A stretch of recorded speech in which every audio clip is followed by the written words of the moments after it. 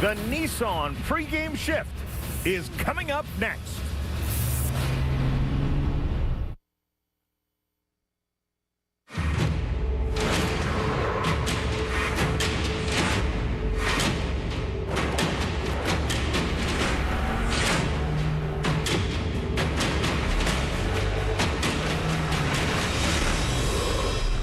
Nissan, proud partner of the Heisman Trophy and the Bowl Championship Series.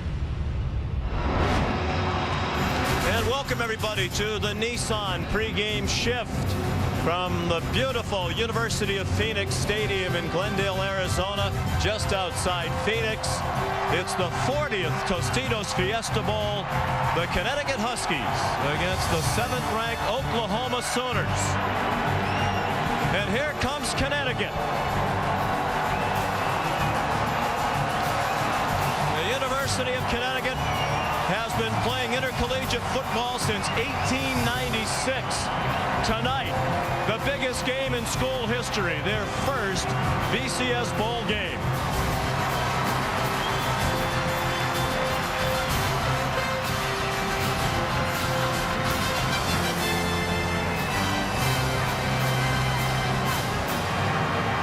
UConn, the champions of the Big East at 8-4 overall, 5-2 in Big East play. They shared the Big East regular season title with West Virginia and Pitt and won the conference tiebreaker to be the BCS Bowl representative, led by the great running back number 23, Jordan Todman. The Big East Offensive Player of the Year and one of the best running backs in the country. Coached by Randy Edsall, who's done a remarkable job. When he got there 12 years ago, they were a 1AA team.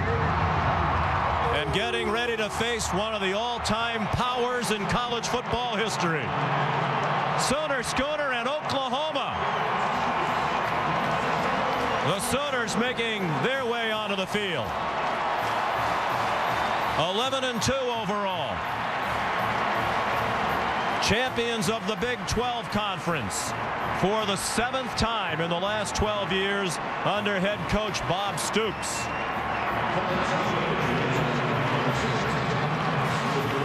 This has been the Nissan pregame shift.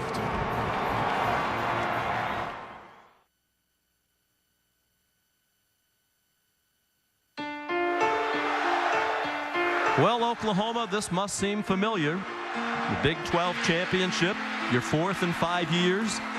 Favored to defeat an allegedly overmatched opponent once again. But you know better than anyone the hard realities of letting an underdog sneak up and bite you in the heart when it counts. For you, tonight is all about redemption. Touchdown, UConn! And what about you, UConn? Sure, you earned a share of the Big East title, finished with 5 straight wins, and fought through a personal adversity few will ever know. It's time for you to prove the critics wrong and validate your right to even step onto this field. This is no fiesta of second chances, no bowl of mercy. This is your last game of the year. Your last chance for redemption, for validation, for pride.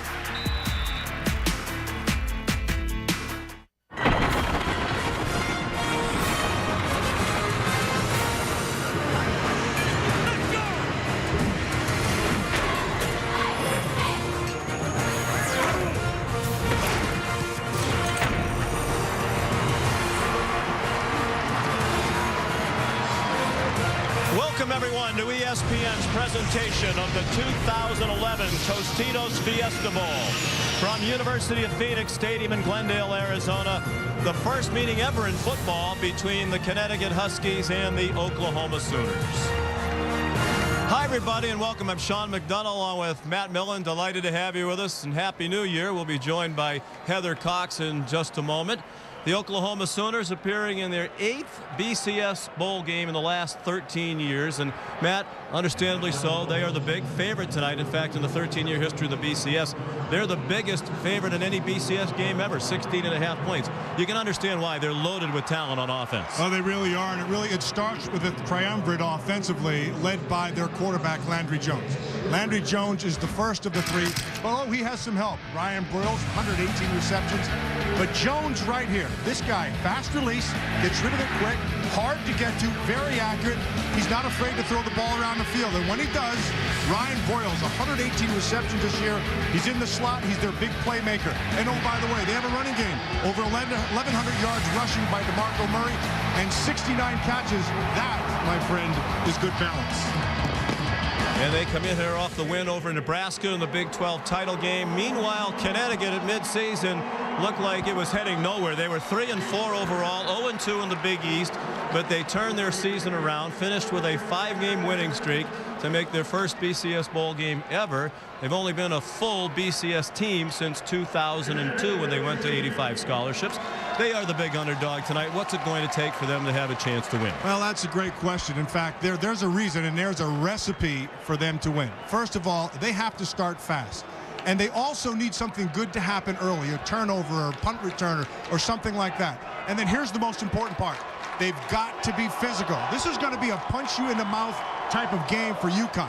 If they can do that, it's going to start in their running game. And that's where Jordan Todman comes in.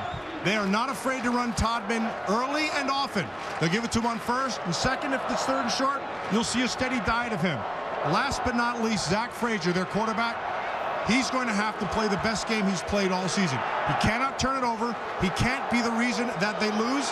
When he has opportunities, he's got to make them. The Huskies have overcome that early season adversity on the field, off the field the last 2 seasons. They've had to deal with much more than that. With more, here's Heather Cox. Sean, the UConn Huskies continue to honor the memory of their fallen teammate Jasper Howard, who was murdered in October of 2009. His memory is constant. He's an honorary captain, and no one has worn his number 6 jersey since he passed. Now, just hours before he was stabbed to death following a UConn game, he told reporters, "You have to play every play like it's the last play." Those words have become a driving force for the Huskies. Jasper's locker remains intact, and teammates have added pictures of his daughter, Jemiah, who was born after his death. Jasper died in his best friend's arm, teammate Kashif Moore. So when Coach Edsall was thinking about Jasper and how much this game would mean to him, he went to Kashif and said, "Do you want to wear that number 6 jersey?" Coach Edsall and Kashif decided to keep it a secret. So it wasn't until just moments ago in the locker room when Kashif wore number 82 in warmups and then went into the locker room and changed into number 6 that his teammates saw the action. Now, guys, this team came out of that locker room with a type of emotion, a type of energy, a type of unity that is palpable down here on the sideline. Well, Randy Edsall was very emotional yesterday, Heather, when he was telling the 3 of us about his plan to ask Kashif Moore to wear Jasper Howard's uniform. Randy, as he teared up, said this would have been Jasper Howard's last game. I wanted him to be a part of this game. He called Jasper's mother, Joangela, in South Florida and said, "Watch the game. We're going to do something special." So I'm sure Jasper's mom appreciates that tribute tonight. He is very much still in the hearts and minds of the UConn football family. Bob Stoops. Oklahoma won the toss and deferred. Of course, when Bob first got to Oklahoma, he earned the reputation, the nickname Big Game Bob. Won a national championship in his 2nd year, but the track record has not been good in recent BCS Bowl games. They've lost their last 5, including 2 memorable defeats to Boise State and West Virginia here at the Fiesta Bowl. So he and his team determined to change that recent history around tonight. It'll be Patrick O'Hara with a big leg to kick off. And one of the strengths of Connecticut is their kickoff return team. Nick Williams has returned 2 kickoffs for touchdowns this year. And he'll get a chance from the 2-yard line. Williams, and good coverage by Oklahoma as he was stopped just beyond the 20-yard line by Sam Proctor. They'll mark it at the 21. So Connecticut begins on offense, led by senior Zach Frazier. Like his team, he had an up-and-down year. He was the starting quarterback for the first 4 games of the year. They went 2-2 against a pretty easy schedule. He was yanked at halftime of the 4th game of the season, replaced by Cody Endress. But then Endress was kicked off the team. Michael Box, a redshirt freshman, started against Louisville, but he suffered a concussion. Frazier got a chance to go back in and led them to 5 straight wins to get them here. Hands it off to Jordan Todman, the Big East offensive Player of the year, averaging 143 yards rushing per game, and he's ahead to the 24 for a gain of 3.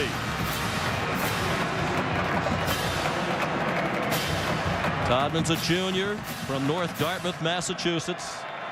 A lot of speculation that this could be his last game at Connecticut, that perhaps he'll enter the NFL draft.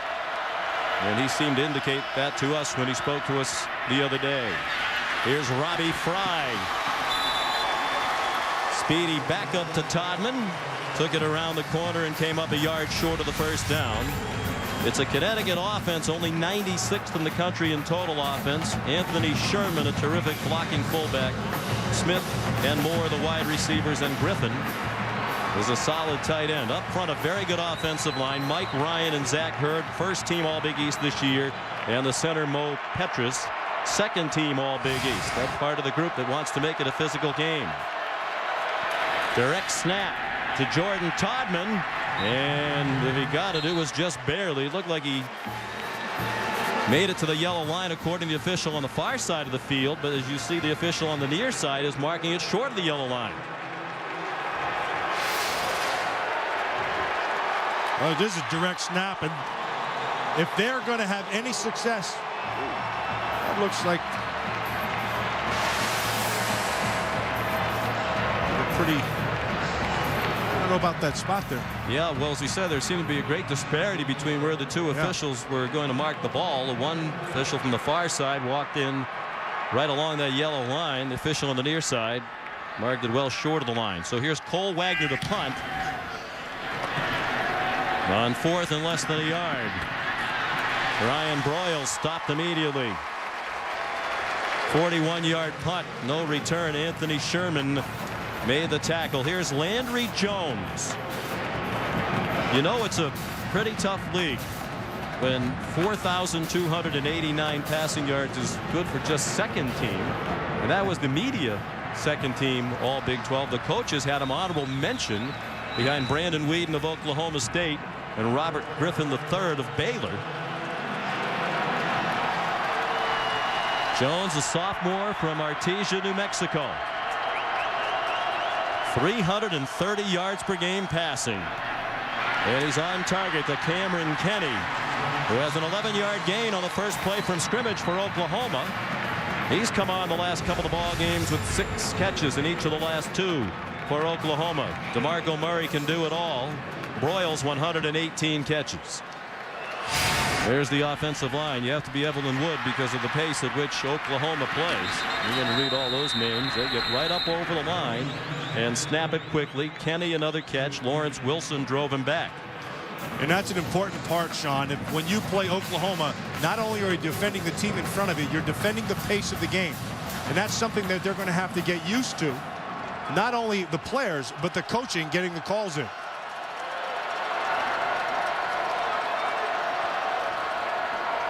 Good job by Landry Jones handling a knee-high snap. He gave it to DeMarco Murray, who's rushed for over 1,100 yards this season. And he has a first down at the Connecticut 48. Juan Martin, the defensive tackle, made the stop. There's Josh Heupel, who is calling the plays for the first time tonight. Jones on target to Ryan Broyles, who has another first down near the UConn 34-yard line. Heupel was the quarterback coach since 2005. Kevin Wilson, who was the offensive coordinator, took the head coaching job at Indiana in early December. So Heupel and Jay Norvell are the co-offensive coordinators, but Heupel is calling the plays. Some wondered if they'd be able to play at that same pace and get into an early rhythm as Heupel tries to find his legs. Here's DeMarco Murray through a big hole. Another first down. 11 yards. Jerome Jr., the safety, made the tackle for Connecticut. You're going to watch Ted Jennings, number 98, just gets up the field way too wide. He has to be able to squeeze that and force an edge, and he didn't do that. Murray took advantage of it. Quick swing pass again to Ryan Broyles. He lowers his head. Not a real big guy. They list him at 5'11". He told us the other day he's 187 pounds, but he is very strong. And you saw his strength there as he finished the run after the catch and got down near the 11-yard line. Broyles is the guy who makes this offense go. And we can talk about DeMarco Murray inside and Stills on the outside. But this guy, he's the chain mover. Randy Edsall said it was important for the underdog Huskies to get off to a good start. They're on their heels right now against this Oklahoma team. 4th in the nation in passing offense. Murray smothered for a loss. Ted Jennings in on the play. Sophomore out of Dayton, Ohio. Sean, if they're gonna win, they have to be physical up front. But it's more than just coming off the ball and being physical in the offensive line. They're gonna have to challenge these receivers. If they let these receivers run clean, they can't run with them. Broyles is faster, Stills is faster. They got to get up there and get their hands on people. 2nd and 12. They can get another first down just inside the 2-yard line. Huskies crowding the line of scrimmage, put pressure on Jones, who's on target to the 8-yard line. To Kenny Stills, the true freshman. That's his 54th catch of the year. That's the record for receptions by an Oklahoma freshman. And that is a stud in the making. Kenny Stills has big-time speed, and he's sudden right off the ball. Jones 5 for 5 on this opening drive. Oklahoma trying to deliver an early message, but they are not going to take this decided underdog Connecticut team lightly. Jones on the rollout, has a receiver, has a touchdown. James Hanna, the tight end, an 8-yard score.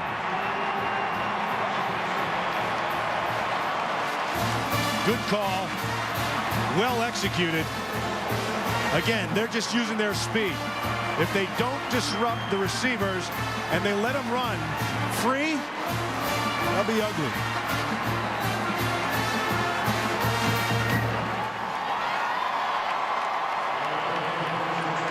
$70 yards in 9 plays in under 3 minutes. Jimmy Stevens adds the extra point. Landry Jones 6 for 6 on the opening drive for 56 yards and a touchdown. Caught by James Hanna, his 18th catch of the year, and 7 of them have gone for touchdowns.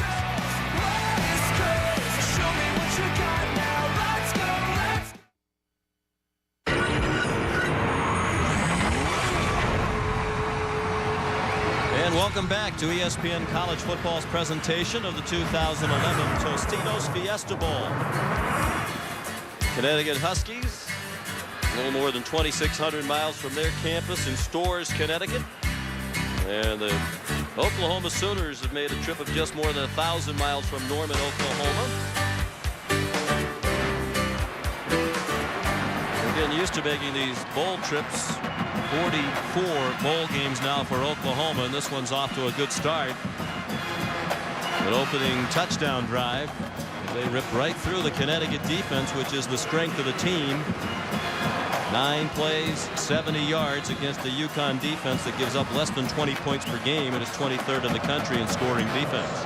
You know, Sean, we talked about it. Just if you give those receivers that much room, they're going to eat them up. You have to disrupt the timing somehow, because Landry Jones gets rid of the ball too fast. Patrick O'Hara down to the goal line, and Nick Williams. Better return this time out to the 27-yard line. Let's take a look at tonight's Taco Bell touchdown spotlight. Well, this was going to be a pick if they needed to. Jones Jr. right there. He's man-to-man on Hanna. Now, I want you to watch on the outside. That's Cameron Kenny. He's going to come down back inside. He's looking for this defender, Jerome Jr. And his job is just going to have to just kind of bump into him if he has to, but just kind of screen him. And that right there allows for the separation. Now, if he walks up on him and gets his hands on him, he would mess that timing up. It's early, but this could be a very important drive for Connecticut. Zach Frazier going deep and way out of sync with Kashif Moore. And he had Kashif Moore. Moore was able to get on top of that coverage. And you and I talked about this all week long. We've been here for a while, and we've been watching tape, and we've been talking about it. And Zach Frazier, when the opportunity presents itself, and that was one of them, when Kashif Moore gets on top, he's got to be able to hit those throws. He has to. He's been very inaccurate. Just 53% completions. Handoff inside of Jordan Todman. He's dropped for a loss. It'll be 3rd and long for Connecticut against this Oklahoma defense that features Jeremy Beal up front, the Big 12 Defensive Player of the Year selected by the coaches. Austin Box has returned from injury to bolster a linebacking core. Lewis is the star of that group. And the cornerbacks have had a terrific season. Both of them first-year starters, Fleming and Hurst. They were a question mark at the beginning of the year. They've been solid throughout. 3rd and 12. Frazier flushed. Has his man as a first down. Oh, it's early, but that could be a big play to Ryan Griffin. Randy Edsel said we need to get off to a good start. We can't afford 3 and outs. They've already had a rough start, and they were on the verge of their second 3 and out if that play didn't happen. Well, they blitzed the protection, and Griffin does a nice job of coming back to the ball and is able to get that first down. A 14-yard gain. Now Todman. Clearly, Oklahoma is going to be keying on him all night long. Got very little there, but that's been the case all season long. The opponents of Connecticut know he's going to get the ball time and time again. The other teams load the box, and Connecticut still tries to run it. And that's what's been so impressive about Jordan Todman. You know, they'll give you 8 men in the box, 9 men in the box at times, and he's still able to run for over 1,500 yards. Only LaMichael James of Oregon has averaged more yards per game rushing this year than Jordan Todman. Frazier faked it to him. Goes over the middle to Michael Smith, and he's near another first down. Again, it depends on the spot. Tony Jefferson tripped him up. And it looks like they're going to mark it a little bit short of the first down. And this is a crossing route, and this takes time to develop. And when that happens, you have to have protection. The offensive line for this UConn Husky team gave him protection there, and he was able to make that completion. First catch for Smith. He's a junior from Houston, Texas. Todman following the fullback Sherman, and if he got it, just barely. It looks like this time they are going to get the spot that gives them a first down. Jay Strickers is the referee. The officials tonight are out of the Pac-10 conference, and we congratulate all of them. This is a reward for their fine work during the course of the season. You know, Sean, one of the things this Oklahoma defense has done is they've used 2 fronts. They've used a 34 or an odd look, and they've also done a 4-3 look. And that was one of the concerns with UConn coming in, what they were going to get. And early on, they've been running a 3-4, and now they shift to a 4-3 look. 4 down linemen. And this is just power against power here, and Oklahoma won that battle. It seemed like all 22 players on the field were right around the ball, and Jeremy Beal tripped up Jordan Todman. Yeah, let's just look at just how many. Look at this. 1, 2, 3, 4, 5, 6, 7, 8, 9 with a 10th back here. And that's the 10th guy is only 7 yards off the ball. Heck, sometimes linebackers are 7 yards off the ball. 3 receivers for UConn.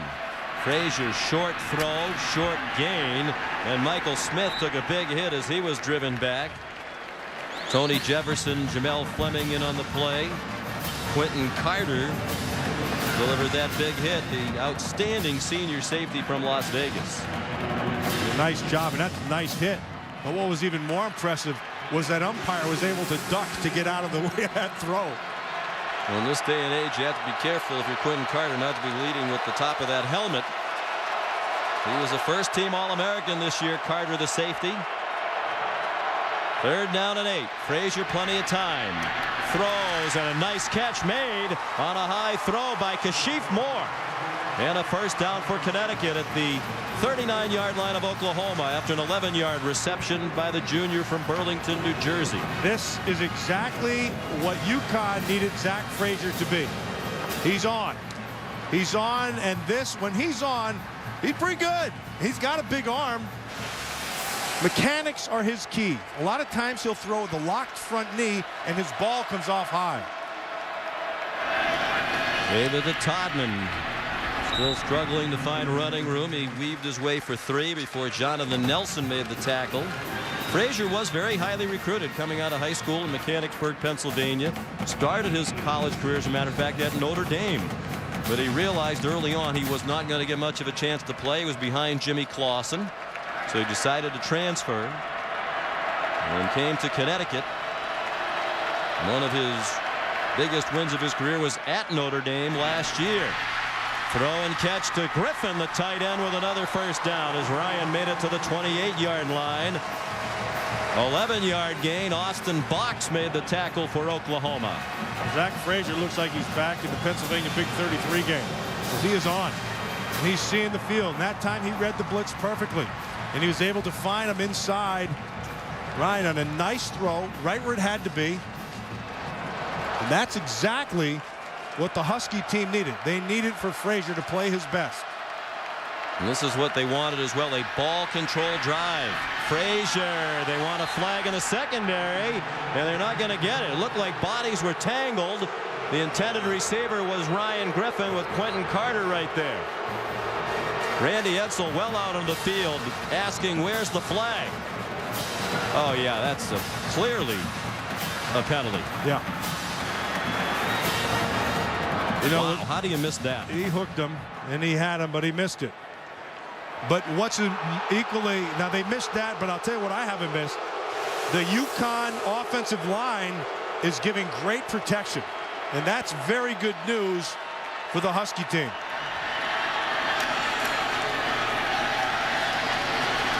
Jordan Todman fights his way down to the 23. You know, it's interesting, when we spoke with Hank Hughes, the defensive coordinator for Connecticut yesterday, he said, we hope these officials are ex-defensive backs and not ex-quarterbacks, because we want to be physical with the Oklahoma wide receivers. So maybe it'll work both ways. When Hank Hughes' defense is out on the field, he hopes that they let his defenders do what Quentin Carter did.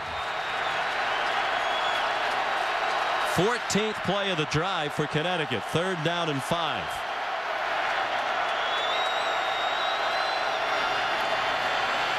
Again, that line does a great job giving protection, and Michael Smith did not appear to get the first down, and Randy Edsall will have a decision to make. Well, again, the official running in from the near side is very close to that yellow line. Jay Strickers might call for a measurement. Right, put it on his left foot. Yeah, that was a better spot for Randy Edsall this time. Tell you what's been impressive is, you know, Zach Frazier's throwing the ball, but he's throwing it inside. And he is throwing it at right inside where those linebackers are. A lot of times these Oklahoma linebackers, they will bite. Now that was not play action that last time, but they'll take advantage of poor drops in the zone. Well, one of the big turning points in this Connecticut season, and they're inches short. They're in their 5-game winning streak. Connecticut had a home win against Pittsburgh, and Randy Edsall late in the game with a 2-point lead went for a 4th and 1 on his own 19-yard line and got it with around 2 minutes to go. It was November 11th, a home game in East Hartford. Randy with the decision to make his team up by 2. 4th and 1, their own 19. Jordan Todman got it. Connecticut wound up running the clock out. Randy celebrated. A win that was a huge part, because at the time it was Pittsburgh that had control of the Big East race. He's going for it again. On 4th and 1. Robbie Fry gets stacked up. He did not get it. Austin Box with a bunch of Sooner defenders. Ironically, it was the same play that we just watched on the flashback. It was Zach Hurd pulling around with Robbie Fry instead of Jordan Todman carrying the ball. Brent Venables, defensive coordinator, has to be pleased with the end of that drive. Although Connecticut held the ball and marched for a while, they come away with nothing as the 4th down attempt fails.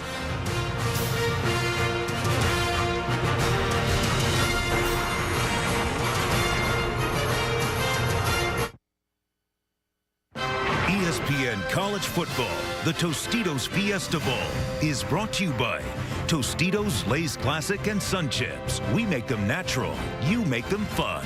Chevrolet. Every model is backed by a 100,000-mile, 5-year powertrain limited warranty. Genworth Financial. And Allstate. Dollar for dollar. Nobody protects you like Allstate. Are you in good hands? Still 7-0 Oklahoma. Connecticut drove, but they got stopped on a 4th down and less than a yard. You're going to see Austin Box come over. Zach Hurd's going to pull around, but I want you to watch the safety drop down. That's Harris, 30 right there. Boom. He's the key. He made the first hit. He was the free hitter. He got his job done. Landry Jones was passed a little bit behind Cameron Kenny, who made another nice catch. And it's a 1st down, and off go the Sooners again. Kenny, junior college transfer, last year had a problem with drop balls. He admitted he was nervous. He's settled in now as a senior. He's really been a big factor lately. DeMarco Murray ahead for 4. After the 12-yard completion, a 4-yard run by the 5th-year senior. Murray, who's playing in his first BCS game due to injuries in years gone by. He hasn't been able to stay healthy to be on the field for their previous BCS bowl games during his time in Norman. And what a year he's had, not only running the football over 1,100 yards, but 69 receptions. They're not afraid to throw it to him anywhere in the field. Under 3 minutes to go, first quarter. Murray spun around, but spun forward. It looks like he has the 1st down. C.O. Moore made the tackle. And I was expecting, now they come with a line stunt inside. But I was expecting a lot more physical front out of these down 4 people for UConn. And they said they knew they had to be physical. They haven't been winning the physical battles up front, at least not yet. Murray, a tough run. Fighting for every inch to the 50-yard line. A gain of 8. C.O. Moore and Jerome Jr. along for the ride. Finally got him down on the grass. Just an outstanding job by the offensive line, and then Murray just refuses to go down. Up quickly they come again, and Broyles run down by Scott Lutris, the senior Connecticut native from Brookfield, who has helped build his home state football program into one of the emerging powers now in the country. 4th straight bowl game for UConn. He's playing with a cast, as you see on his right hand. He has a screw in his right hand, injured late in the regular season, had surgery. 3rd down and 1 from just across midfield. Swing pass for Stills, has the 1st down and an extra yard or 2 before he skipped out at the 45 with Harris Agbor chasing him. 4 yards and a 1st down.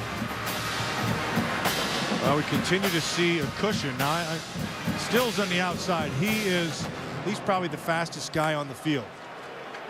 But if you're going to continue to give them cushions all night long, it's not going to be pretty. Landry Jones 9 for 9. Play action fake. He's looking deep and has a man wide open. Ryan Broyles inside the 20.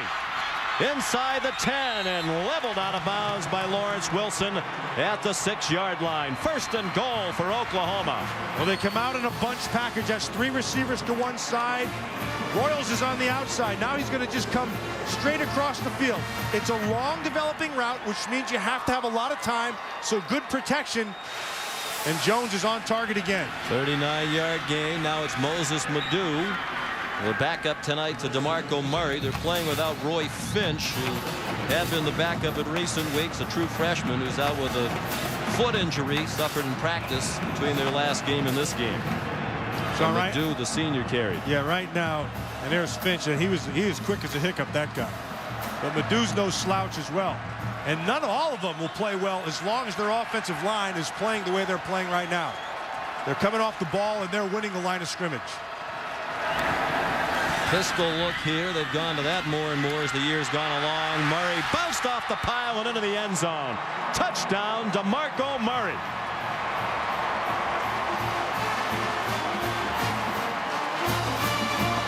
That time, UConn was able to hold it right here. That's well done. Okay, they take the initial thing away, but you have to hold your edge, and you have to keep leverage. And they didn't do it, and Murray bounces it into the end zone.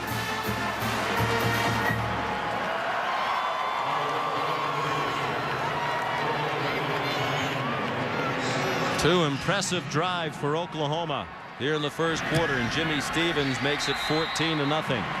That one was 9 plays, 81 yards in 3 minutes and 20 seconds. Murray the touchdown. The 65th of his career, adding to his Oklahoma record.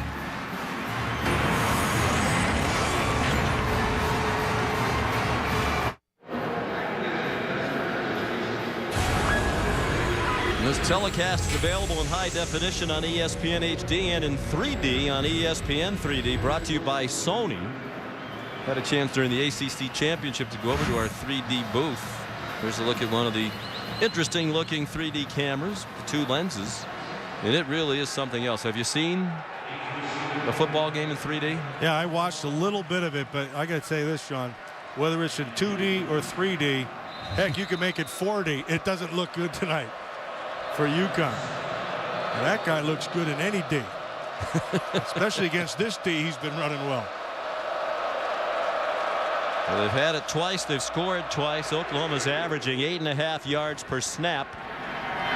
Nick Williams will return the Patrick O'Hara kickoff from the 4.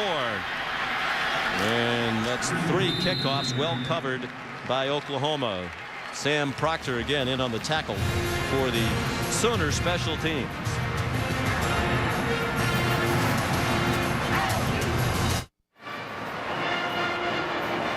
Tonight's aerial coverage is being provided by the MetLife Blimp. See how MetLife can provide the coverage you need. Start building your personal safety net with MetLife today. Been chilly here in Phoenix the last several days. Hasn't gotten above 50 degrees. Temperature down in the high 20s at night. And it's cool inside this building as well. The roof is closed for the Tostitos Fiesta Bowl. Zach Frazier on first down, in trouble and dumped. Ronell Lewis brought him down back at the 16-yard line for a 5-yard loss. Actually, where they're marking it, it looks more like a 7-yard loss now, and that'll be the last play of the first quarter.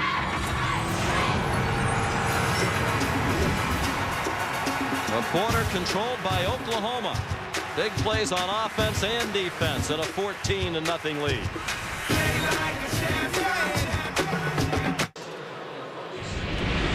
Welcome back to the Tostitos Fiesta Bowl. Connecticut and Oklahoma.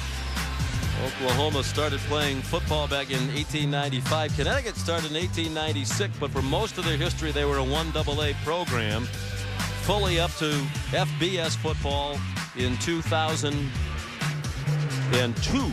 They were in a transitional year in 2000 and 2001, got to the 85 scholarships in 02, and given that their relative upstart, they've done very well, but certainly nowhere near the tradition and history of Oklahoma. Few schools could match what Oklahoma's done with 7 national championships and 5 Heisman Trophy winners.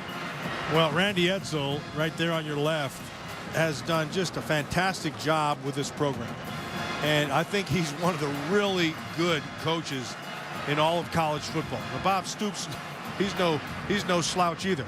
He's taken that program there and taken it to national championships and BCS games, and he's been playing for national championships. So both these two very good coaches.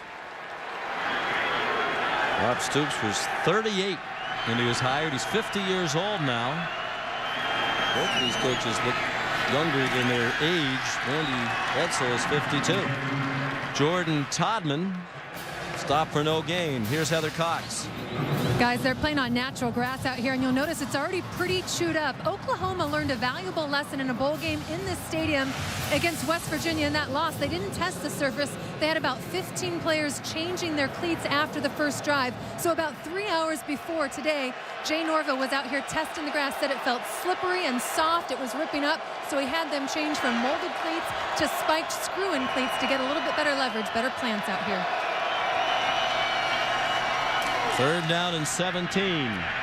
Frazier stepped up into the pocket and threw incomplete in the direction of Michael Smith. With Travis Lewis in coverage, junior linebacker out of San Antonio, their leading tackler on the year. And he's also good in coverage. He has 8 career interceptions. That's the most of any linebacker in school history.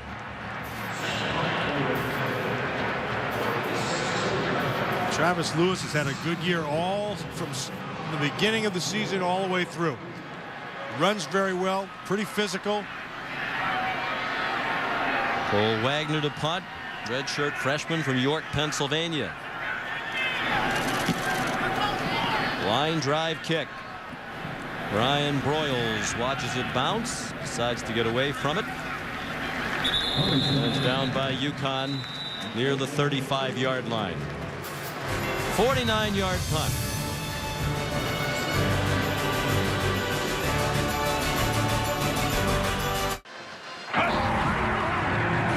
James from Oregon is the nominee for the AT&T All-American Player of the Year. James rushed for 1,682 yards and 21 touchdowns for the Ducks this season. Text vote to 345-345 from your mobile phone to vote for a chance to win a trip to the Tostitos BCS National Championship game right here at University of Phoenix Stadium in Glendale, Arizona, 10 days from now. Boy, is he exciting. That guy is, and he is lightning. He is fun to watch. This offense for Oklahoma has been fun to watch. They've already run 18 plays from scrimmage. Have had the ball less than 6.5 minutes. Trey Franks, the true freshman, took the handoff across the formation. Went for 4 to the 40-yard line. Well, they're trying to end that 5-game BCS Bowl losing streak. And they're off to a good start. Quick toss again to Franks the other way, and he's flattened by Lawrence Wilson, the leading tackler in the Big East for the 2nd year in a row.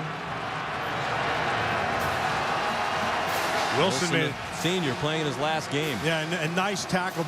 And Scott Lutris, the other senior, he missed the tackle, but he missed it the right way, made him turn back inside, and Wilson was able to finish the deal. Sets up this 3rd down. And 4. Landry Jones is 12 for 12 passing. Movement, but Connecticut got back. Jones dumps it over the middle, intercepted. Dwayne Gratz has nothing but grass in front of him. Touchdown, Connecticut.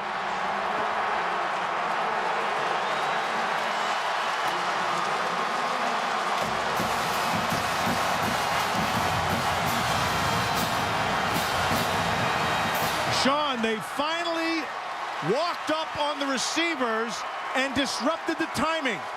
And Gratz comes up with a big play and takes it back for 6. That's what turned their season around for Connecticut. They had 17 takeaways in the last 5 games of the regular season, all of them wins. That's their 20th interception of the year and the 5th. But they've returned for a touchdown this season. Dave Teggart, the extra point.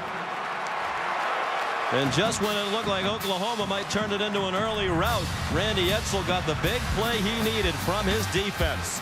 46-yard return by Dwayne Gratz, the sophomore from Piscataway, New Jersey. It's 14-7.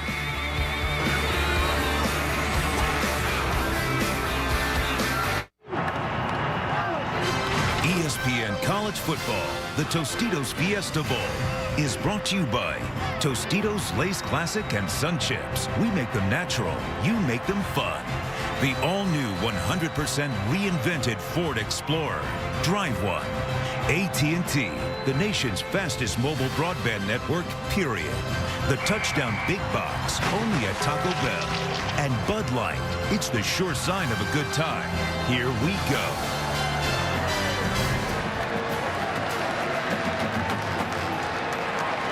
The Connecticut fans fully engaged now. Dwayne Gratz, the interception and 46-yard return for a touchdown.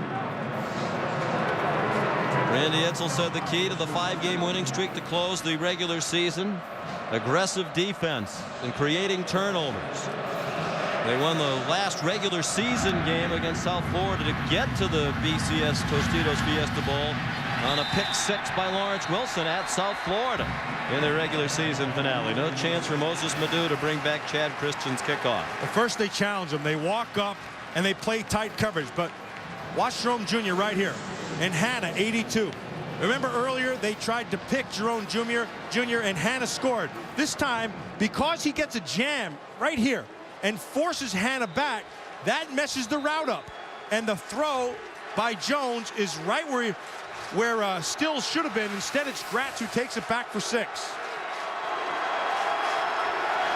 Well, Landry Jones, who started 12 for 12, still hasn't had a throw hit the ground. Now he's 1 for 1 to Connecticut defenders. Ryan Broyles the catch on a 6-yard gain. Lady Ray Wilson chased him out. And man, when we spoke with Bob Stoops about the common denominators during this BCS Bowl losing streak, he said turnovers, penalties, inability to run the ball. Those have been the recurring themes, and there's a turnover, and a costly one relatively early in this game for Oklahoma.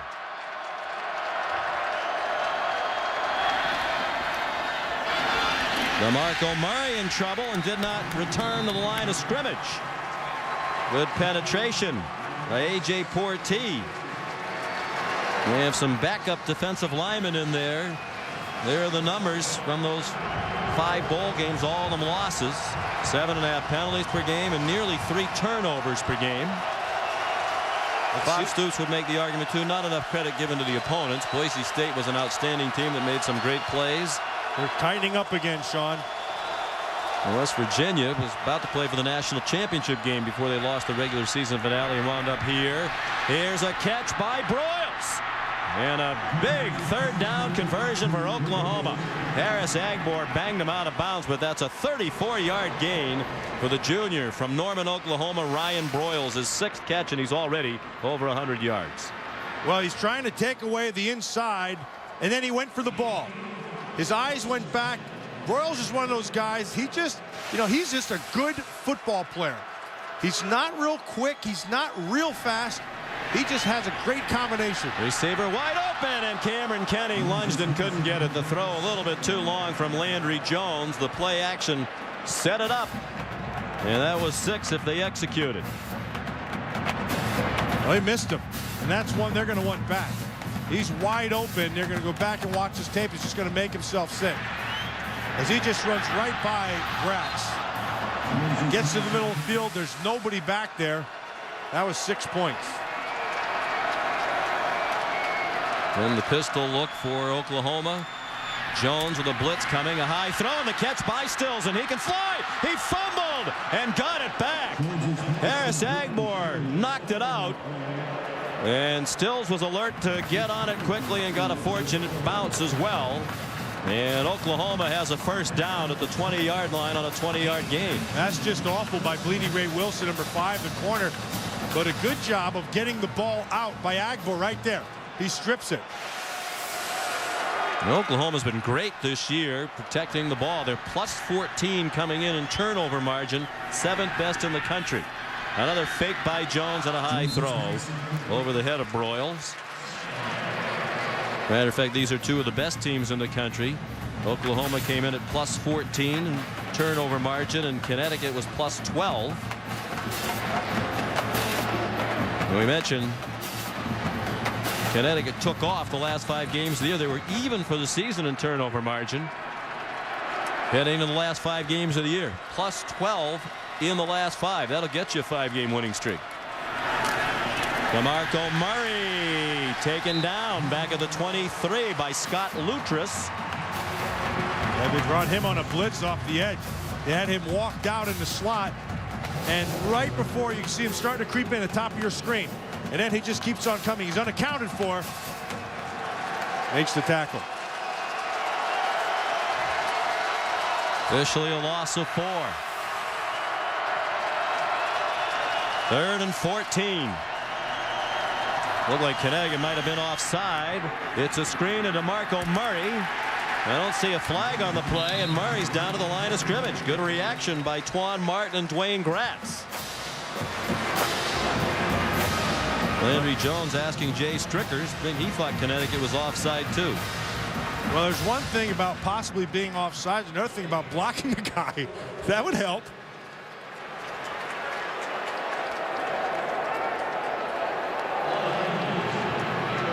Well, here comes Jimmy Stevens. Austin Woods the snapper, John Nemo the holder. Stevens has been accurate, but this would match his long 42-yarder. And that is accurate, and it is good.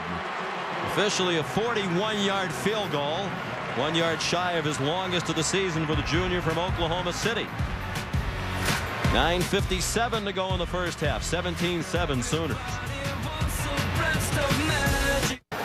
Allstate is celebrating its 6th year sponsoring the Good Hands Field Goal Nets. Allstate makes contributions to participating universities' general scholarship funds for each field goal and extra point kicked. To date, Allstate has contributed more than $2.4 million in scholarship monies.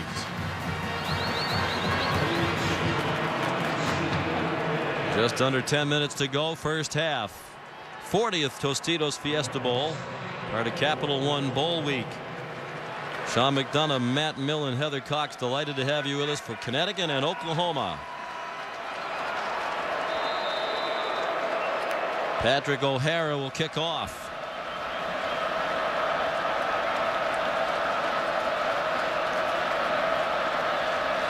O'Hara was a soccer player in high school, never played football. Started kicking footballs as a hobby. Wound up trying out for the Oklahoma team.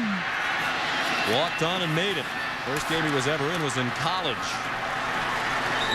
Nick Williams brought his kickoff back to the 29-yard line. Tuesday night, ESPN delivers the All-State Sugar Bowl. Terrell Pryor will play with the 6th-ranked Ohio State Buckeyes. They face Ryan Mallett and 8th-ranked Arkansas. The All-State Sugar Bowl Tuesday night on ESPN. Coverage begins at 8 Eastern. It's also available on ESPN Radio. As a matter of fact, Matt and I will be there for the radio call. And online at ESPN3.com on your phone. All kinds of ways to access the All-State Sugar Bowl. Zach Frazier out of the gun, handed it off to Jordan Totman, and again he finds very little running room. Slid forward to the 32 for a pickup of 3. One thing that's happened here for the Oklahoma Sooners is they've been able to handle the run game with really their first 7 with a 7-man box. And so for Connecticut, what that means is they're going to have to be able to put a little more trust into Zach Frazier's hands. They came into this thing thinking they want to run the football and not lean heavy on the pass game. At this point, they're going to have to do it. Frazier on target to Kashif Moore, who circled back to the 36-yard line. Travis Lewis the tackle. It'll be 3rd down and 3. And Frazier's been well protected. He's been throwing the ball well. And he still has a tendency to lock that front knee when he throws, and a lot of times that, like I said earlier, that makes the ball come off high. But he's been pretty accurate. In fact, on that last series, he had a pretty good throw into Smith. Smith looked like he just backed off the play. Connecticut averages 145 yards per game passing. That's 112th in the country. They're not set up to be a throwing team. Frazier, tough to tell if it was a design run. I think it was, and he got the first down. He's a big body, 6'4", 231 pounds. And they convert. Stacy McGee, the tackle for Oklahoma. Well, he gets the first, so it's an effective deal. They did a nice job of opening the middle. He didn't quite get to where the opening was, but he did manage to get the first down. Randy Edsall told Zach Frazier after he was yanked as the starter in Game 4 of the year, "You're going to be 3rd string. Don't know if you'll play again, but stay ready." Zach Frazier said, "I prayed every night I'd get another chance." He did, and he led them to 5 straight wins and into their first BCS Bowl game. Jordan Todman to the 42 for a gain of 3. You know, when you watch Oklahoma defense, you put the tape on. The guy who just jumps off is Quincy Carter. And there's a kid, he's a physical guy. Quentin Carter, rather, I'm sorry. And he's a physical guy. He's down in the box. He's got good range. He can get to all the points for the throws. This kid's he'll be playing on Sunday afternoons. Terrific person as well, part of the Football Coaches Association Good Works team for his work in the community. Screen to Todman, and he's down at the 46, tripped up by Travis Lewis.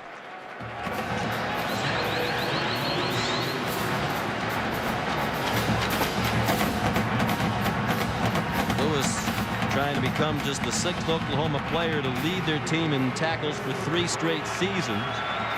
In a narrow lead this year, coming in with 99 tackles, 1 more than Jonathan Nelson. There's a flag down. Illegal substitution on the offense. 12 players in the offensive formation longer than 3 seconds. 5-yard penalty, still 2nd down. It's the first penalty against either team tonight. Well, that was the right call by the official. Griffin wasn't able to get out in time, and you get catching an earful on the sideline. It's another one of those things that you can't afford when you're a big underdog and you're offensively challenged as UConn is. 3rd and 9.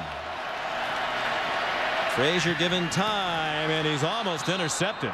Tough to tell to whom that was intended because it was right into the lap of Jonathan Nelson. Looked like he was trying to throw it to Nick Williams. It was well protected, but it wasn't even close. Tony Jefferson looked like he tipped it. Nelson went diving for it, didn't get it. Randy Edsall said that's been the big problem with their passing game. They're just not accurate enough, consistently enough. They really don't seem to have many playmakers at the wide receiver positions either. Here's Cole Wagner to punt. That's a good one. Ryan Broyles from the 8.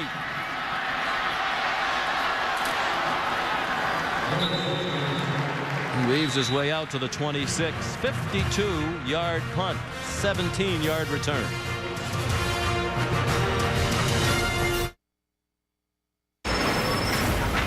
I'm Jesus Rogers. Here's what's happening on SportsCenter right now. According to several reports, Charlie Weis will become the Florida Gators' new offensive coordinator. However, Weis is expected to stay with Kansas City through their playoff run. And the University of Pittsburgh has fired head football coach Mike Haywood. This a day after he was arrested on a domestic violence charge. Now back to Glendale and the Fiesta Bowl. Well, it certainly is a sad story there. Yeah, that's a shame. He's gonna have to. They did the right thing, and he's to separate the two. He's a good football coach, but that's intolerable. A lot of assistant coaches affected by that as well. Landry Jones comes out slinging to Kenny Stills, and he gets belted out of bounds by Bleedy Ray Wilson. Here's Heather. Sean, the Connecticut defense continues to be concerned with Oklahoma's quick tempo. Before the defense took the field, Hank Hughes told them Oklahoma's getting up on the ball so fast, you've got to be sharp on your blitzes, be crisp. Then he reminded them, I don't want to see any illegal substitution calls. Get down, get set, something to watch for. Marco Murray tripped up. Good tackle in space by Bleedy Ray Wilson, the sophomore cornerback from Edinburgh, Pennsylvania. You know, Hank Hughes told us, man, we play against teams that go fast, you know, in West Virginia, Cincinnati in recent years. But Oklahoma is at warp speed. They're unlike any other of these hurry-up teams that you see. Yeah, and you know what Heather was talking about, and that pace, that's what we were talking about at the beginning of the game. You have to defend against the pace, and that's one of the things. Personnel and the play calls coming in become more difficult. Landry Jones on 1st and 10 has Ryan Broyles trying to find running room, got away from Scott Lutris, and is tackled by Jesse Joseph near the first down marker. One of the things we talked about, Landry Jones, is hard to get to because of the quick release. Now he has good protection, and he can see the whole field, and that ball comes out fast, which makes blitzing him even tougher. 2nd and 1. DeMarco Murray has the first down to the 49-yard line. Lawrence Wilson made the tackle with help from Lutris, and you can tell Lutris is frustrated about having that cast on his right hand. On the previous play, couldn't make the tackle, and he shook his right arm into the air. Landry Jones on the rollout, on target. Kenny Stills, almost 10 more. One of the other things that the fast pace does to you defensively is it limits what defenses you can get in. A lot of times you end up just in one, maybe two different calls, and when that happens, and when that offense knows that you're going to be in that same call, and they can eat you alive. They can anticipate things, and they see it fast. 2nd and 1. Josh Heupel's done a nice job with the play calling tonight. A good blend of run and pass, movement again along the line, no flags, and DeMarco Murray has the first down. Ryan Broyles said sometimes defensive players on their team say to him, hey, could you guys slow down? Yeah. I'm getting tired. And you're going to understand why they would. Oklahoma entering this game had run 1,131 offensive plays. More than 1,100. 1,131. No other team in the country had even run 1,000 offensive plays. That's how much faster they go. It's an avalanche. Murray breaks a couple of tackles, and Lawrence Wilson will wrestle him to the ground with help. There's Josh Heupel, just 32 years old. Quarterback who led them to a national championship in 2000. Bob Stoops' second year, and Josh was the runner-up to Chris Weinke for the Heisman Trophy. Whoa, Jones lost the snap, and he's in trouble, and down for a loss back at the 36. I don't know. As you look at Josh Heupel there, I don't know what's a quicker pace, this Oklahoma offense or how fast he's chewing that gum. They might be going just as fast as he is chomping that stuff. If you want to go at the pace, you have to get the plays in fast. And they wondered about the mechanics of that as well. But so far, that end of the operation seems to have gone flawlessly. And probably not in field goal range here, so a big 3rd down and 8. From the 36-yard line, 3.5 to go till the half. Oklahoma's dominated, but right now still just a 10-point lead. Jones steps into his throw, has his man Cameron Kenny for a 1st down to the 26-yard line. Dwayne Gratz was right there, but that ball is thrown exactly where it has to be. Watch the break. He throws it to the outside. Nice throw, nice catch. 10-yard gain. Oklahoma's 4 for 6 on 3rd down. Kenny 4 catches already after 6 in each of the last 2 games. Jones deep toward the end zone, too high and almost intercepted. Lady Ray Wilson put his hands up. The intended receiver was Kenny Stills. Landry Jones, we talked about him at the start of the game, about how quick that ball comes out. It makes him tough to have to blitz and rush the passer because he sees things fast and the ball comes out fast. The thing that's impressive about him is he's accurate. Now he missed this last one, but there aren't going to be very many of them. This is an accurate thrower. Already 24 pass attempts, 3 minutes to go in the half. Attempt 25 on target to Kenny, breaks a tackle, spins inside the 10-yard line. Trevardo Williams ran him down. 1st and goal, Oklahoma. Well, watch the quick throw. Set up, bang, ball comes out. Now, he has liked this matchup all night long. Yes, there's a huge cushion. He's playing it off coverage. Kenny's eating that up outside. DeMarco Murray ran into Jesse Joseph. It'll be 2nd and goal. No gain on the play. What we really haven't seen yet out of this Oklahoma offense is when they throw the ball to DeMarco Murray. He's got 70 catches himself for 69. He's a very good receiver out of the backfield. There are 2 losses, both on the road at Missouri and Texas A&M. They had trouble in the red zone. Jones throws it away. That's just poor by that guy standing there by the Tostitos Fiesta Bowl. He had a chance to make a catch against the wall, dropped it. That's just poor by him. He had a chance. Get another chance. I mean, the likelihood of him being the intended receiver again is very slim. Oh, he did. He came down with it. You want to take it back? I'll take it back. To him? You look scared, but at least you made the catch. 14th play of the possession. Jones letting the clock run down. They don't want to leave Connecticut with time here. Time's not an issue for them. Timeout. University of Oklahoma. Timeout. Sooners call the timeout, leaving them with 2. Coming up at the half, stay tuned for the Chevrolet halftime report. Here, John Saunders and Jesse Palmer with a nice view from the back of the end zone here at University of Phoenix Stadium. What a facility this is, the home of the Arizona Cardinals of the National Football League.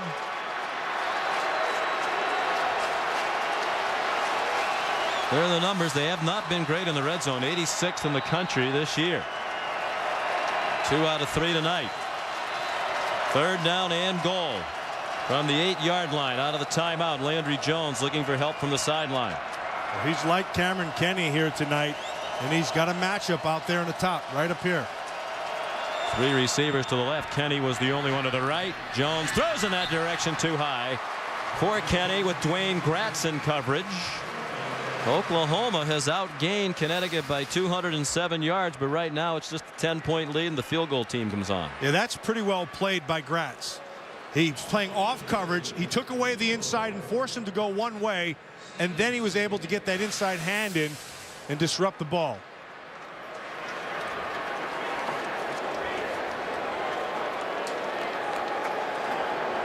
Jimmy Stevens. He was a big part of their surge to the Big 12 South title. Made 4 field goals at Oklahoma State in the game they had to have. Low line drive, but it's good. And he's 2 for 2 tonight. It's 20-7. Oklahoma with 2:05 to go in the half. Monday night, ESPN delivers the Discover Orange Bowl. 2 of the top quarterbacks in the nation face off. Pac-10 Player of the Year Andrew Luck leads the Stanford Cardinal against the ACC Player of the Year Tyrod Taylor and the Virginia Tech Hokies. It's the Discover Orange Bowl Monday night on ESPN with coverage beginning at 8 Eastern, and that's also available on ESPN Radio and online, ESPN3.com, and on your phone. What a great season for Andrew Luck and the Stanford Cardinals. Well, very, very physical Stanford team, offensively and defensively. Andrew Luck, he's NFL ready right now. I think Harbaugh's done a fantastic job, but boy, Tyrod Taylor, the way he finished this season, and Ryan Williams, the way they run the football, and good defense, and that's going to be a really good football game. I'm looking forward to that one. Great comeback by Virginia Tech after losing their first 2 games. They've won 11 games in a row. Nick Williams brings the kickoff back. Has a hole. Can he stay in bounds? He's taken down by the kicker, Patrick O'Hara, at the 43-yard line. 33-yard return by Williams, one of the best kickoff return men in the country. And he's fearless, and he's not afraid. He just runs right in to the middle of the coverage, but he does a nice job of avoiding everybody except the kicker. He's averaged 42 yards per kickoff return. That would lead the country, but he only has 11 returns. He's 1 shy of the minimum you need to be eligible. Well, UConn down by 2 scores, and Frazier's lucky that wasn't a pick 6 by Travis Lewis. Travis Lewis read it the whole way. He read it. He eyeballed the quarterback. Watch his eyes. He'll take his drop, and his eyes are back inside. Now he sees it. He saw it before anybody. Zach Frazier was eyeballing Griffin, the tight end, and Lewis eyeballed Frazier. Great play, would have been a pick. Travis had a big interception in the Big 12 championship win against Nebraska. He recovered 2 fumbles in that game. Jordan Todman finally shakes loose and goes out of bounds at the 37-yard line, chased out by Jamel Fleming. Longest run of the night for Todman, 19 yards. Watch the feet inside. It's just a strong runner, and then once he's able to bounce it, he's smart enough to be able to get outside and stop the clock. He had 14 yards for the game prior to that 19-yard run. He's run for at least 80 in every game this year. Frazier zings one, caught, first down, 25-yard line. Isaiah Moore, the junior from Cambridge, Massachusetts. Demontre Hurst, the tackle. They'll go quickly. They have all 3 timeouts left. And again, good protection right here. They're on a little bit of roll. Ball's right where it has to be. Inside handoff to Todman. He got banged down after a 1-yard gain by Frank Alexander and Jeremy Beal. And the clock runs. Randy Edsel isn't going to use a timeout yet. Plenty of time.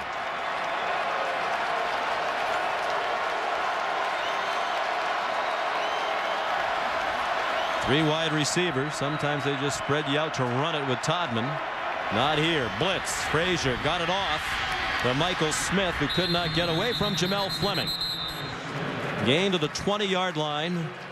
It'll bring up 3rd down and 5.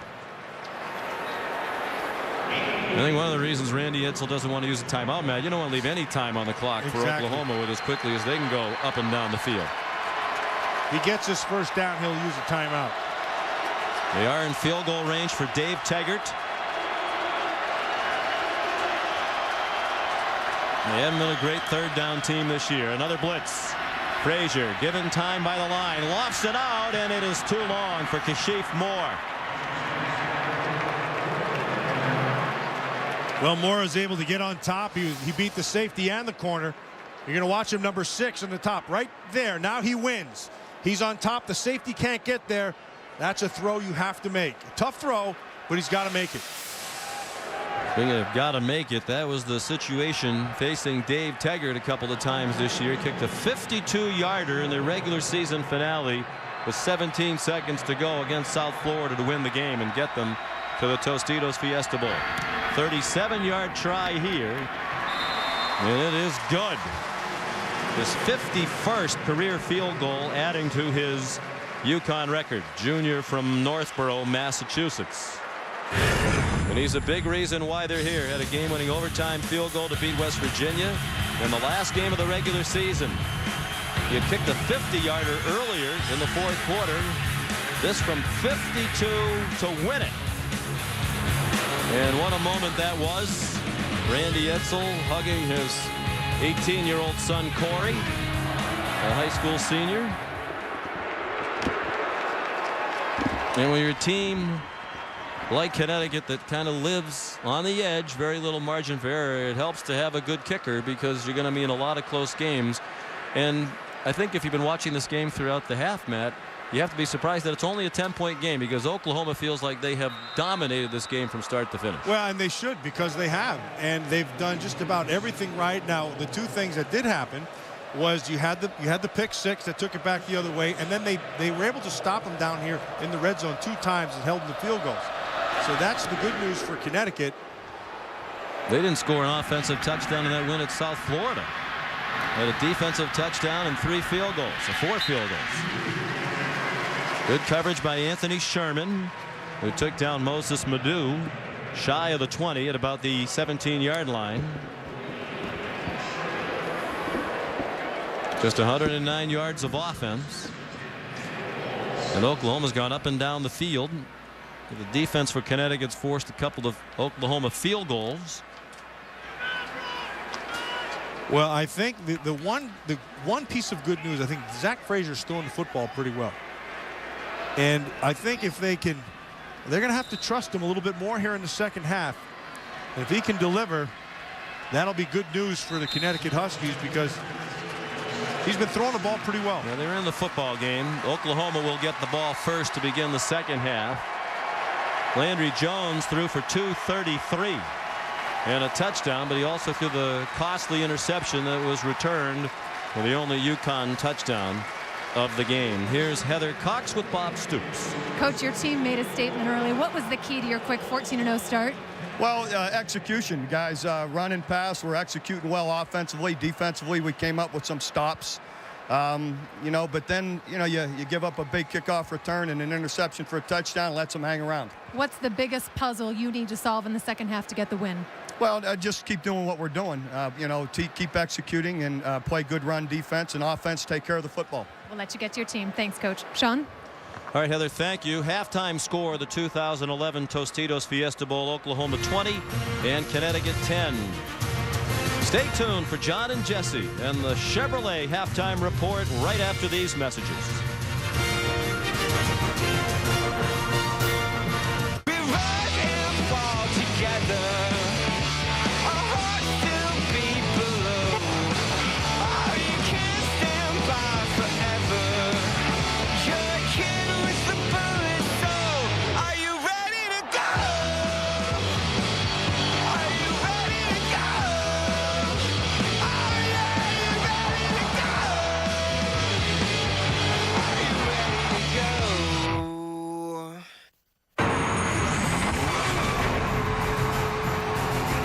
And welcome back to ESPN's presentation of the 2011 Tostitos Fiesta Bowl from Glendale, Arizona, University of Phoenix Stadium. Oklahoma and Connecticut doing battle in football for the first time, and at the half, the Sooners have a 10-point lead. And we welcome you back, Sean McDonough, along with Matt Millen. The song asked, "Are you ready to go?" Oklahoma was ready to go. They came out firing, stormed to a 14-0 lead, and Landry Jones was very sharp. Landry Jones was the key, but not to be outdone. Their defense took away Jordan Todman. That was number one. But Landry Jones, he came out throwing. We talked about his quick release. He was well protected. He was able to field and see the whole field, which he did. He did it early. He did it often. He scored on a variety of different ways. And then when he finally got pressure, he threw the pick to Gratz, which gave UConn their 6 points. But Landry Jones, only 6 incompletions in the first half and 233 yards.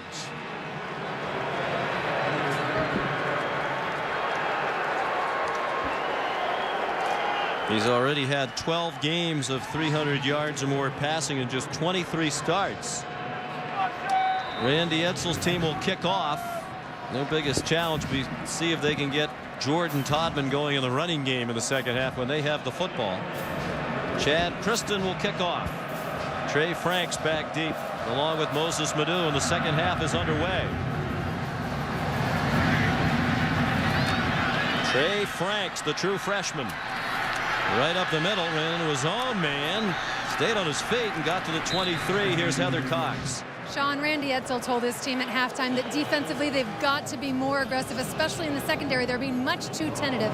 Offensively, the things they need to work on: run better. The way they're going to do that: pass the ball, use more play action. I also talked to Coach Edsall about the emotion and the reaction when Kashif Moore put on Jasper Howard's jersey in the locker room. He said it was emotional, it was uplifting. That emotion needs to carry over into the second half for the Huskies to pull off the upset.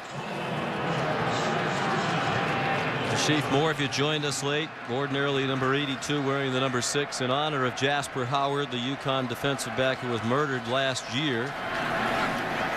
Would have been a senior playing in his final game here tonight. DeMarco Murray got nothing on first down for Oklahoma. Chief Moore, one of Jasper Howard's best friends, put on that number 6 when they went back into the locker room after they came out on the field for warm-ups. It was a surprise. Only Randy Edsall, Chief Moore, and their equipment staff knew about it ahead of time. Landry Jones throws to Lutris, and you could see he was aggressive on that receiver right there with Ryan Broyles to stop it for a relatively short gain. The big third down right here for this Connecticut Husky defense. Remember, when they've had success, they've challenged these receivers, and you heard Heather talking about that, and they're walking up now. Oklahoma 4 out of 7 on third down tonight. The best third down team in the Big 12 this year. 44% for the year. The rush handle, the throw too high and almost intercepted. It's thrown for Ryan Broyles, but Gary Wilburn, who comes in nickel and dime situations, had the best shot at it. But Wilburn walked up and had the coverage, and he forces him one way, which is nice. Take away the inside, force a throw to the outside. Not a good throw by Landry. Landry Jones misses this. This should have been picked. This will be the first punt of the night for Oklahoma for Tress Way, the left footer, who can boom them. Averaging better than 44 yards per kick. Had an 85-yard punt earlier this year.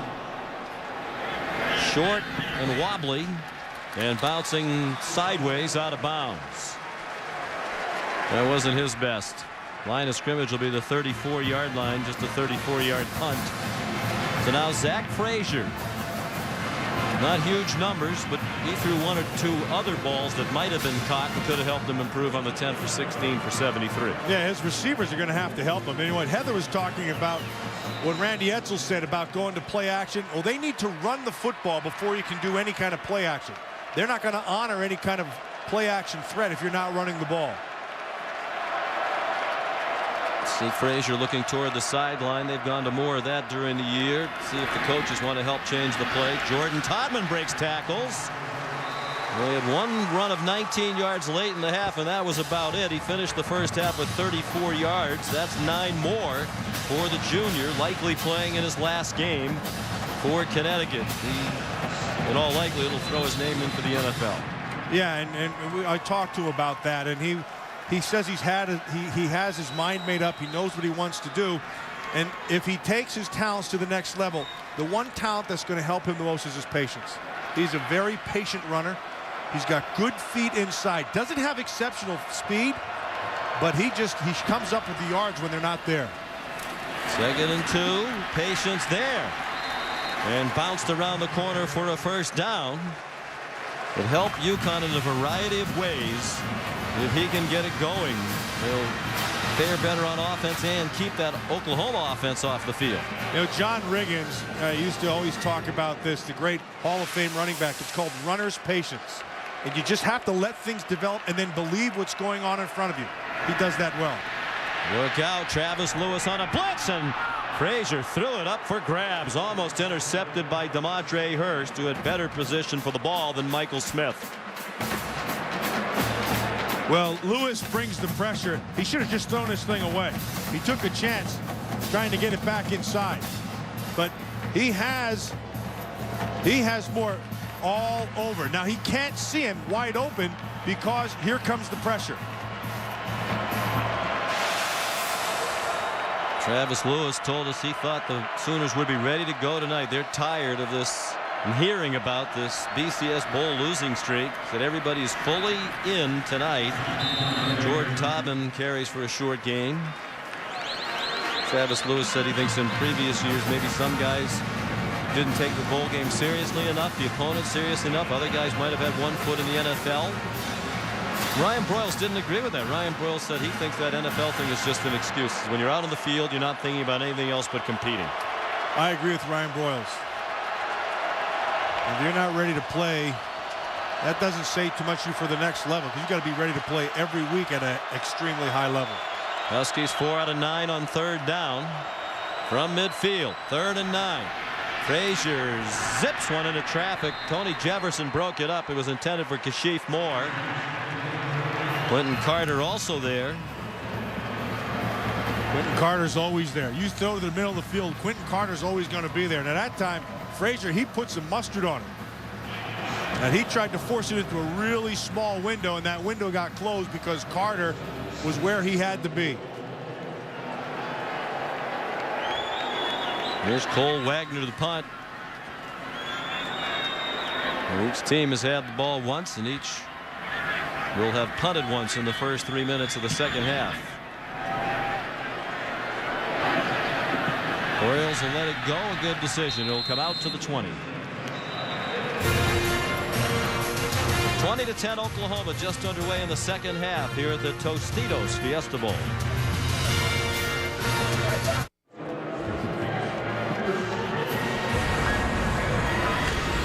Tonight's telecast is also available in 3D on ESPN 3D, brought to you by Sony. And there are fans right here outside the stadium.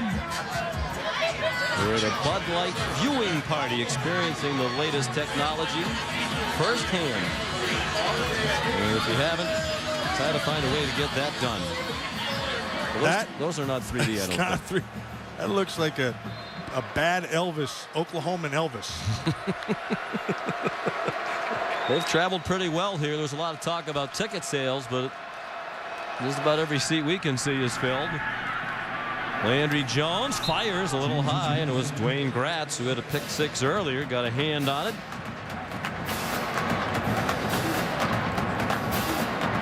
And there's a look at the crowd. There were a lot of conversations about neither one of the schools sold all of their 17,500 tickets, but fans have found other places to go to get the tickets, and sometimes they're cheaper when you go to some of these ticket agencies than they are if you go through the schools. DeMarco Murray stuffed, and this UConn defense here at the beginning of the second half much more aggressive than it was in the first half. That time it was C.O. Moore, the sophomore from Apex, North Carolina. Yeah, C.O. Moore, number 46 on the inside, and then Scott Luchas also is right in the middle of that thing as well.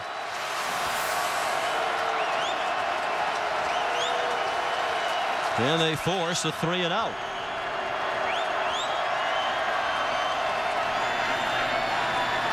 Under duress, Jones has his man Broyles, first down and much more. Still fighting all the way to the 41-yard line. 20-yard gain and a big play as we look at it from our DirecTV Ultimate Picture Cam. Well, they brought pressure, and they got pressure.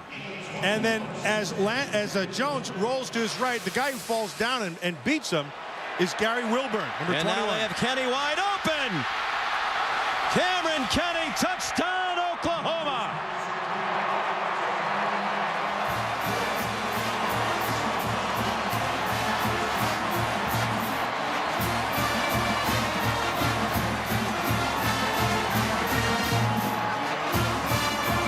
Well, that didn't take long. He gets on top of the safety, Akbar, number 25.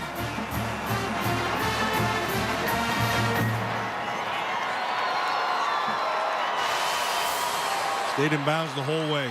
Nicely done. He's had a nice night the whole night, Sean. They've gone to him often, and he's responded. Yeah, they really seem to catch UConn off balance with a very quick snap after the 20-yard gain to Broyles. 59 yards to Kenny. Jimmy Stevens the extra point. Well, it looked like it might be a 3-and-out. Instead, it's a 4-play, 80-yard touchdown drive. Cameron Kenny, the senior, having a big night for the Sooners, who have their largest lead of this Tostitos Fiesta Bowl.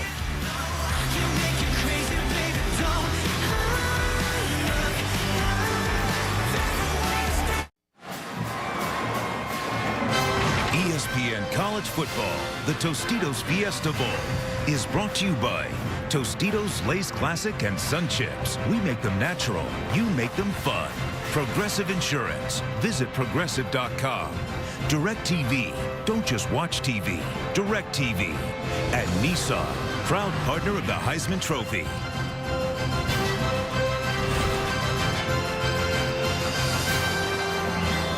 Back at University of Phoenix Stadium in Glendale, Arizona, Oklahoma has taken a 17-point lead on a 59-yard touchdown pass from Landry Jones to Cameron Kenny.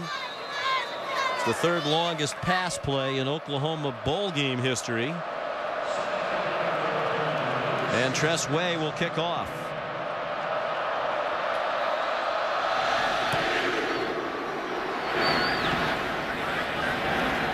Bouncing to Nick Williams. Tried to get to the sideline and was run down. Aaron Colvin and Corey Nelson in on the tackle. Let's look at tonight's good hands play brought to you by Allstate. One of the things we talked about with this offense, you have to defend the pace. And so everything's faster. And one of the things that it does is it creates confusion defensively. And sometimes you don't get the call to everybody. This is what it looks like it's supposed to happen. But they let Kenny go completely. Watch Akbar, the safety, he's down here. Whoops. And that's either a bad angle or half the defense didn't get the right call. Whatever it is, the good hands on the end of Kenny gives them 6 points. And again, that very fast pace engineered by Landry Jones can lead to mistakes like that by the defense. Kashif Moore, good run after the catch. Finally shoved out by Quentin Carter. But Moore across midfield to the 49-yard line of Oklahoma. 28-yard catch and run. Sean, you made the point earlier, and I want to repeat it. This receiving core doesn't have a lot of speed except for one guy, and that's number 6, Kashif Moore. Ooh, looked like he stepped out of bounds there. They snap it quickly. And no gain on the play for Jordan Todman, who was wrapped up by Jeremy Beal. Senior who's had a tremendous career at Oklahoma. 43rd career start. He's on his way to the NFL. And not a real big guy, not a real fast guy. Just fundamentally sound all the time. Very strong at the point. He looks to me like he'll be an outside linebacker at the next level in a 34 scheme. Bob Stoops saying he's incredibly smart.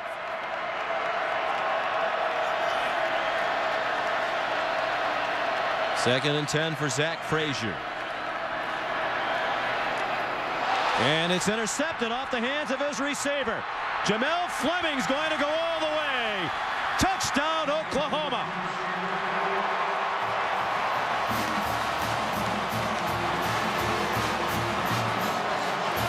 You talk about this receiving core for Connecticut. The reality is they're just not very good to compete at this level. Michael Smith has the ball go off his hands. See you later. Well, If Allstate wanted to sponsor two of them, they could have a bad hands and a good hands play all in one. As he hit him in a bad spot right in the hands for Smith, and then he just takes it back for 6 all the way. Jamel Fleming right where he needs to be. Well, each team's returned an interception for a touchdown. Fleming took that one 55 yards. Jimmy Stevens the extra point. Is the 5th interception of the season for the junior from Arlington, Texas. Jamel Fleming has had an excellent year as a first-year starter for the Sooners.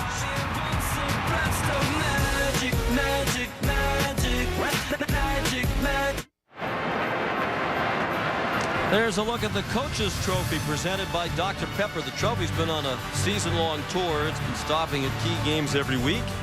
It'll be awarded to the winner of the 2011 Tostitos BCS National Championship game right here in Glendale on January 10th. The trophy was created back in 1986.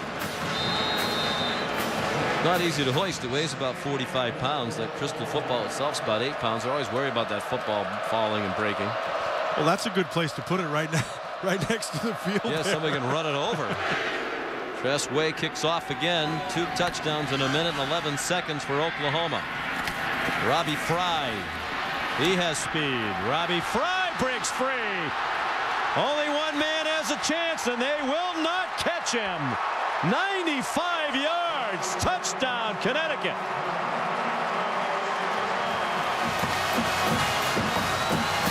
Well, the former Lehighton Indian used all that Lehigh Valley Conference speed. Nobody caught him. That guy can run. He's a straight line speed guy, and he showed every ounce of it there. We mentioned one of the strengths of this Connecticut team. Kickoff returns. Williams has returned 2 for scores this year. Now Fry has brought one back. He had a key kickoff return at the very end of that South Florida game in the regular season finale to set up the game-winning field goal by Dave Teggart, who just kicked the extra point. Well, this is typical of UConn. They will scratch and claw in every way all the way to the end. Here's a look at it from our DirecTV Ultimate Picture Cam. All right, just a nice move on Rondell Lewis to the inside, and then he just got on that left sideline and just used his speed. And you can see he's just distancing himself from everybody. Run through a couple tackles. You know, he's 210 pounds, has very good speed. And then after he picked up his blocks and was able to get to that left sideline, it was gone. And that's been a season-long problem and frustrating for Bob Stoops. That's 4 kickoff returns allowed by Oklahoma. Touchdowns this year. 9 in the last 3 years. And you remember one of those, Matt, they were the #1 team in the country. They went to Missouri. John McGaffey of Missouri returned the opening kickoff for a touchdown. That really set the tone for that game. It wound up being Oklahoma's first loss. It really did set the tone, Sean. And then it was a really nicely played game by the Missouri Tigers, but the whole thing is set up by the special teams. Randy Edsel and his staff do a great job with special teams, and I know Bob Stoops has been very disappointed with his. Chad Kristen kicks off down to the goal line to Trey Franks. And he is chopped down shy of the 20. Good coverage by Martin Hippolyte.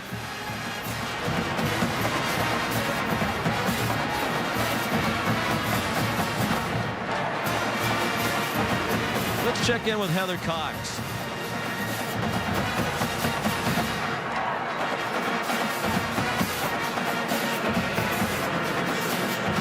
Apparently there's a problem with Heather's mic. We'll get back to Heather as soon as we can. And just when it looked like the route was on, UConn score. They get back within 17 and a long way to go. 9:24 remaining. Out of the pistol, Jones gave it to DeMarco Murray, taken down by Scott Luttress, who's battling admirably with really only one arm with which to tackle tonight. I think Scott Luttress has had a pretty good game here tonight. Pretty active game. They pull him out. On the third downs. But I'll tell you, it's not easy to be tackling people with one hand and a club. You would have liked to have been clubbing people out there on a regular basis. There's DeMarco Murray the other way. Stopped just short of the first down by Bleedy Ray Wilson. And of course, you did tackle a few people in the Fiesta Bowl. Way back in 1977, our very own Matt Millen was the defensive most valuable player of Penn State's Fiesta Bowl win over Arizona State, coached by Frank Kush. And of course, your coach is still the coach of Penn State, right there? Joe Paterno. That's a long time ago. This bowl game's come a long way since then. Kind of a newbie back then, and now it's a stalwart. And Murray stopped short of the first down. He's not on down all the way yet. yet. UConn holds. Jerome Jr. made the play. You know, he was on top. Jerome Jr. came up and drilled him, but he landed on top of Jerome Jr. And he could have, it appeared that his knees weren't down. He could have gotten up. Watch the hit. Put head to head. Now he's not down, still not down. He's on top of him. He could have gotten up. Instead, he used him as a chair. Hand is still fine. That's a good play by Junior, though. He worked through the block, made the read really well, and came up and made the hit. Tressway punts. This is a good one. Nick Williams muffed it. And it's still loose, and Connecticut has it back at the 29-yard line.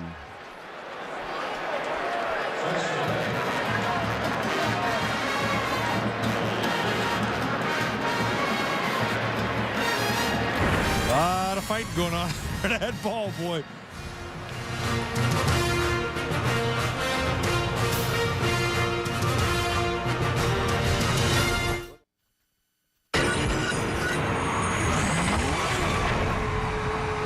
Welcome back to ESPN College Football's presentation of the 2011 Tostitos Fiesta Bowl from University of Phoenix Stadium in Glendale, Arizona, just outside Phoenix. I'd like to thank the MetLife Blimp for the unique overhead views of tonight's event. To gain a unique perspective on your financial security, visit MetLife.com today. Big possession for Jordan Todman in Connecticut. Down by 17 midway through the third quarter. Zach Frazier, some fakes, and then a deep throw, and the catch, but is it in bounds? No, say the officials. Michael Smith held on to that one, but couldn't stay in bounds. Jamel Fleming in coverage. Well, he's well protected. You see him at the end. He's got to get a foot in. Got to get a foot in bounds, and he did not get it in. There's also a carry rule in college football. Didn't apply right there, however.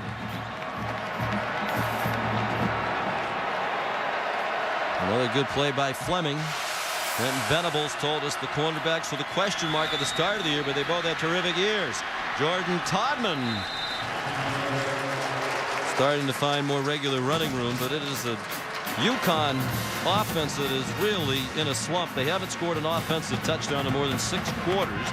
They won their regular season finale against South Florida with a defensive touchdown and 4 field goals. Their last touchdown was in their second to last regular season game in the 4th quarter in a win against Cincinnati. Todman's up to 60 yards rushing. And another hole and another broken tackle on another first down.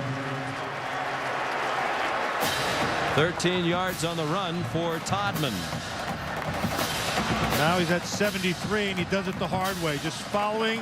Nice block by Sherman, the fullback. Nicely done by Zach Hurd, the right guard. And then he just runs through tackles. This kid, he's a strong tackler. A runner, rather. He runs through arm tackles, runs behind his pad, like we mentioned earlier. Very patient runner. Big East Offensive Player of the Year, unanimously chosen by the coaches. Robbie Fry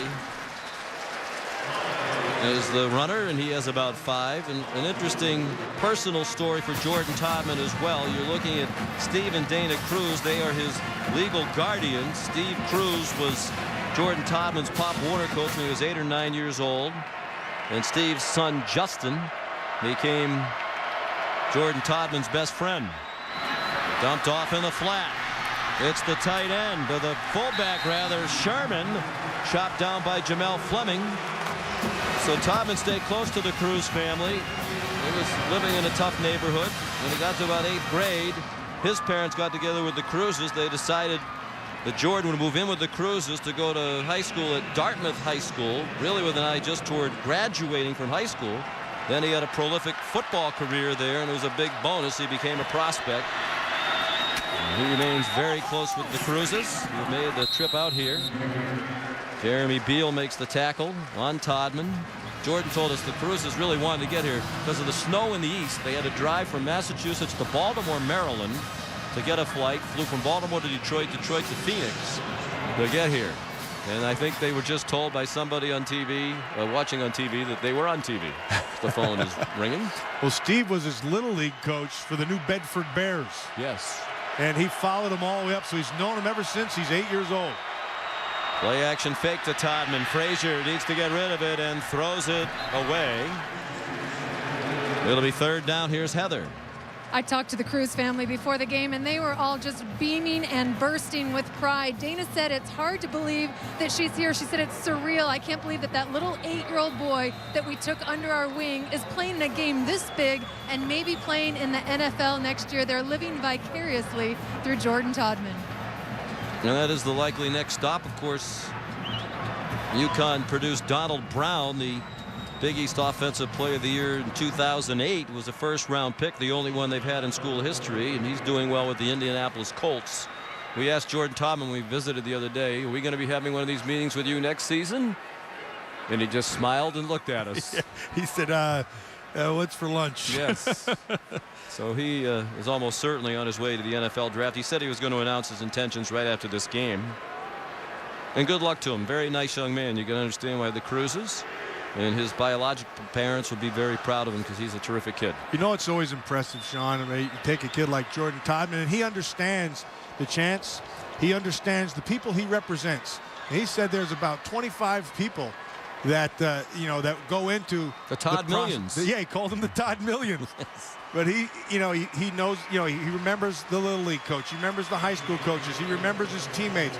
He remembers the guys who got him to this point. And I'm always impressed by that you don't forget where you came from.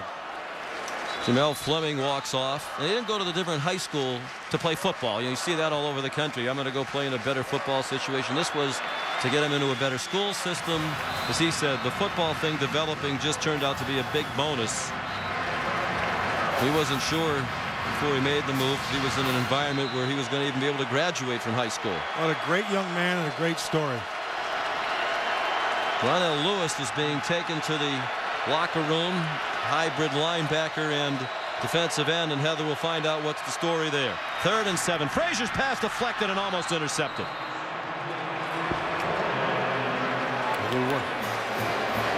And they'll send the field goal team on because they want to make it a 2-score game.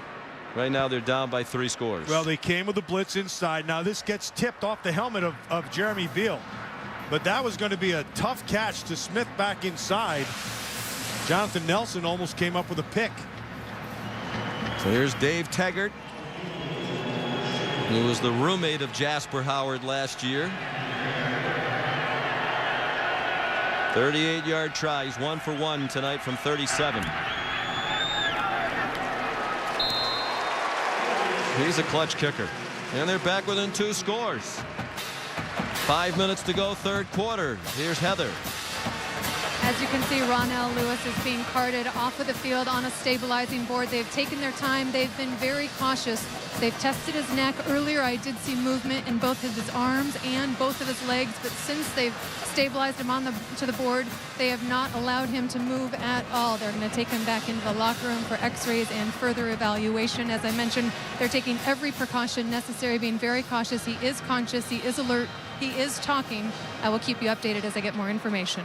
Well, it's good that you saw the movement as well, Heather. A young man who's really developed. Last year, kind of a special teams demon. They nicknamed him the Hammer for his heavy hits on special teams. And now he's evolved as a sophomore into an important part of their defense. He's from a small town in Oklahoma. He didn't play football. He played 8-man football until his senior year in high school. Well, you can see he's gotten better and better. You can see we had this team, the Oklahoma team, the 2nd week of the season, and from then till now, you could see that he's gotten better.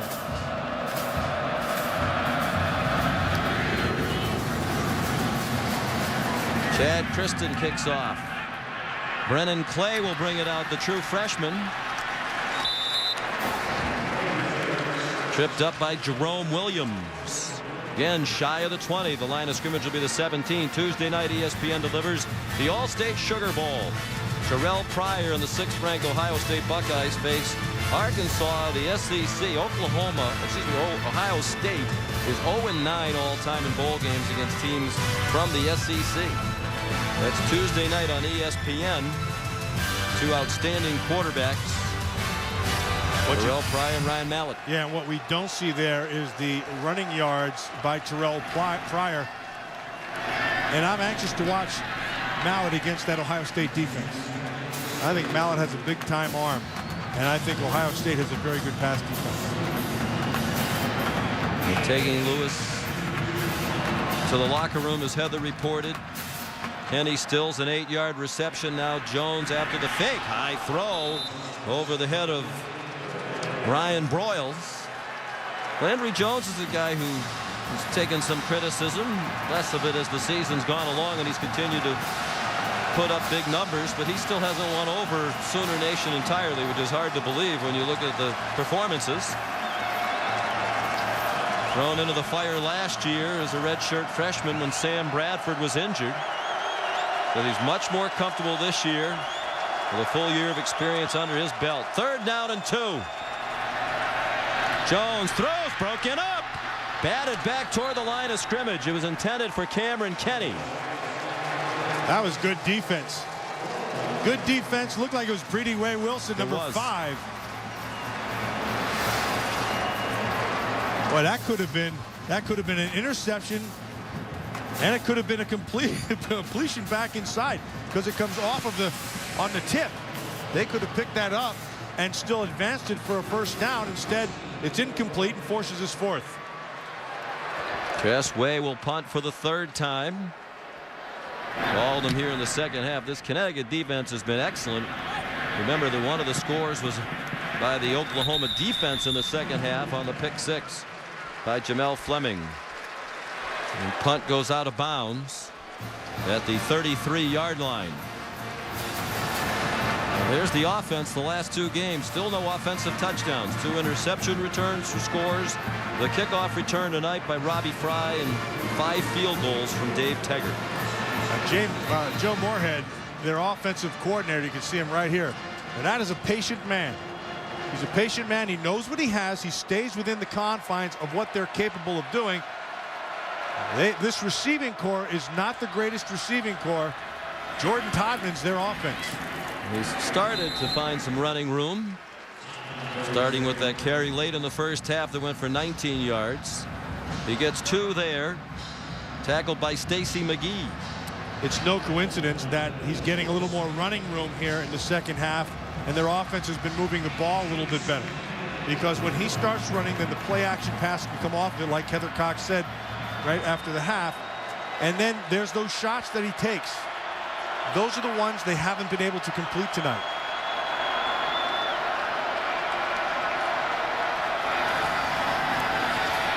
Frazier, a little too hot to handle for Michael Smith. And he's had a dreadful night. He gave up on a ball on a 3rd down long in the 1st half that it looked like he should have caught if he had been more concerned with the ball than the defender. And then he had the ball ricochet off his hands that went for the touchdown by Jamel Fleming of Oklahoma here in the 2nd half.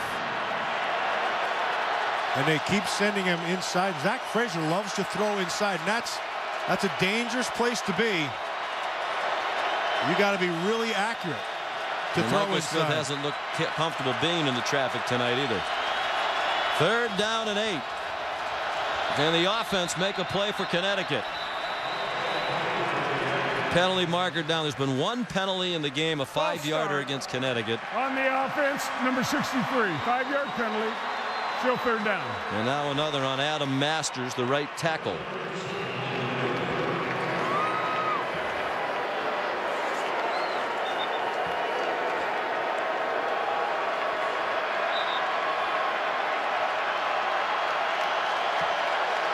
Early, they were having success with the crossing routes, Sean. And they were dragging him across the field, and they have been getting good protection. Let's see if they don't go back to that. Again, some conversation along that offensive line. Frazier, Toofer's last 10 is blitzed and chopped down. Didn't look like a big hit, but he couldn't stay on his feet. Tony Jefferson got enough of him to send him sprawling to the grass back at the 25-yard line. Yeah, they're going to bring him off the slot, and it's a blitz. Jefferson's going to come. You're going to see it. You can see it right up top here. And now that's on the quarterback. The quarterback has to be able to account for that because it's outside the box. They would not have accounted for him rather. Jefferson gets the sack. Brent Venables says Jefferson's going to be a superstar if he works hard throughout his career. He's just a true freshman. Bomb of a punt by Cole Wagner. Caught by Ryan Broyles. Picks up some blocks. Wants the running room now. Lost the football, and Jerome Jr. has it for Connecticut. Lawrence Wilson, great hustle, the starting linebacker on punt coverage, ran down Broyles and poked it out, and then another defensive starter, Jerome Jr., fell on the football. And this is what separates Ryan Broyles. Now he has great run after the catch, or in this instance as a punt returner, but he doesn't have top-end speed. And that's what gets him. Watch Lawrence Wilson, number 8. He runs him down from behind. Look at that. He smacks the ball. The ball should never have been placed there. There are 4 points of pressure. He violated 3 of them. There's only 1, and that was in his head. And he feels the pain. Yeah, seen it before in BCS bowl games. Big mistakes have hurt Oklahoma. 57-yard punt, 57-yard return. Now Todman trying to bust one. Gets 9. Jaden Bird took him down from behind. How about Lawrence Wilson, Matt? Oh, yeah. What a 50th career start. Young man from Tuscaloosa, Alabama. He told us the other day UConn was the only scholarship offer he had from anybody. He said no Division II or III. He said, no, I was going to go to a local junior college in Alabama if UConn didn't offer me. He's one of those players who, when he came to Connecticut, their offices were in double-wide trailers. Only 5 years ago, the Connecticut football offices were in double-wide trailers outside the football stadium. Oh, well, that was a young pup, and he grew into the big dog. Not a real big man, however. He'll continue to grow. He'll be playing on Sundays. He has good instincts. He's a good tackler. Runs very well, like you saw, catching Broyles from behind, and great awareness, as you also saw, slapping the ball away. Only John Dorsey back in the early 80s had more tackles as a Husky. Jordan Todman lowers his shoulder and crosses the 35. Demontre Hurst made the tackle, a cornerback. Todman is, after a very slow start, on his way to another 100-yard game. It would be his 10th of the season. He's going to get a breather. Robbie Fry in for him. 1.5 minutes to go, third quarter. Connecticut trying to make a game of it.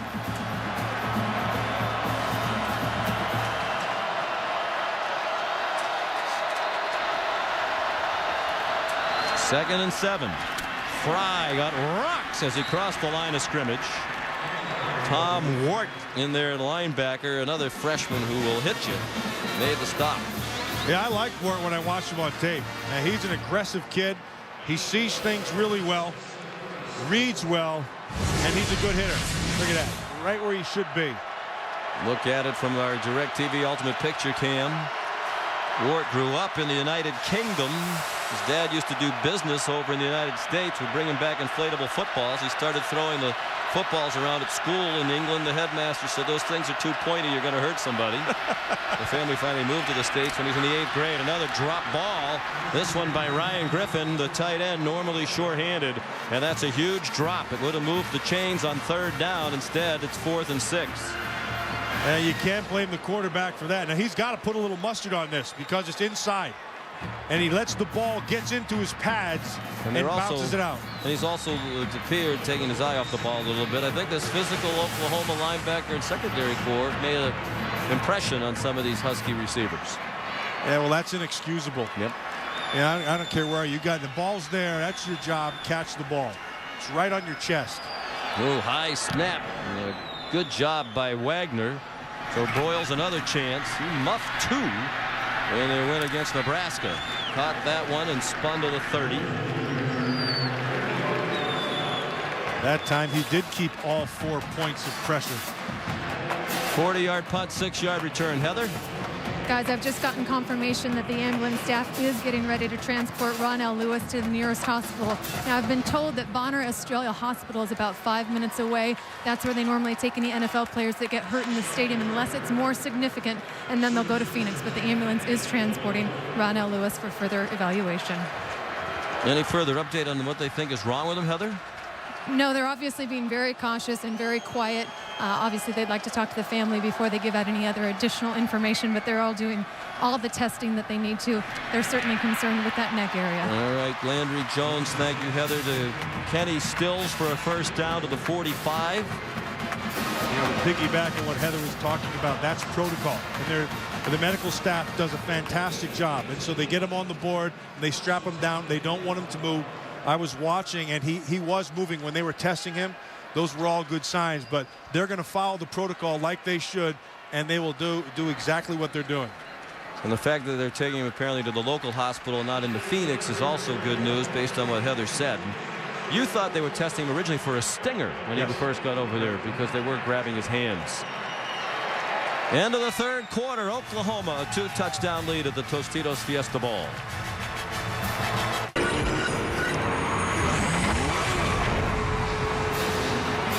Welcome back to ESPN's presentation of the 2011 Tostitos Fiesta Bowl. We think we've identified the play on which Ronell Lewis got hurt. You can see right in the middle. It's a nice block. He stays on, hits him squared up with his face, and then as he starts to go off, he starts to feel it. Now, the good news is he walked off the field.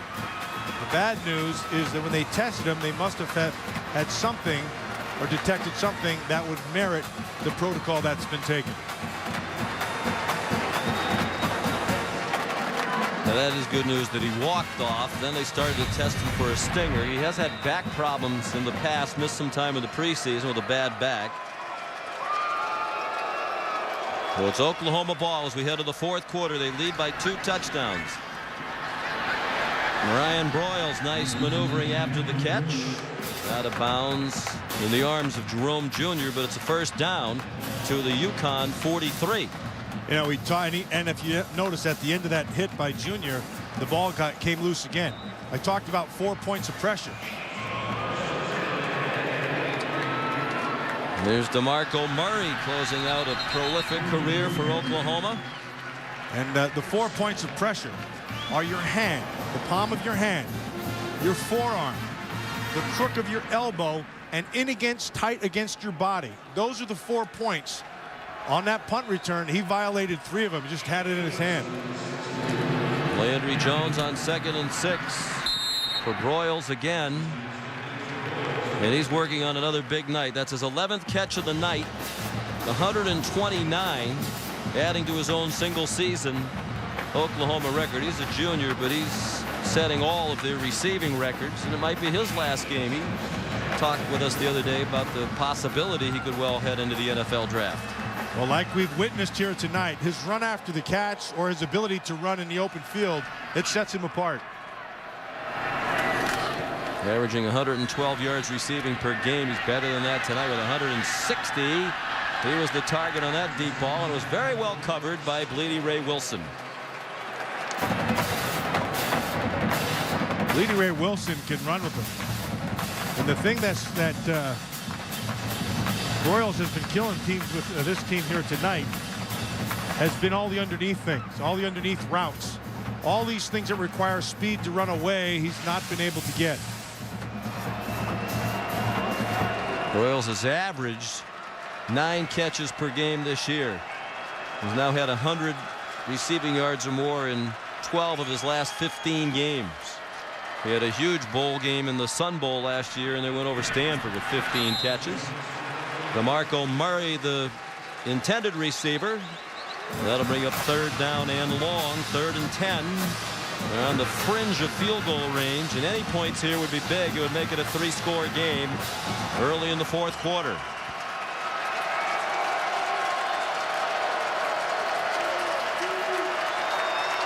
Bob Stoops says sometimes he will step in terms of the pace management. He lets the offensive staff basically run the offense, but if the game situation dictates they should slow down with a lead late, he might remind them, hey, let's take some time off the play clock.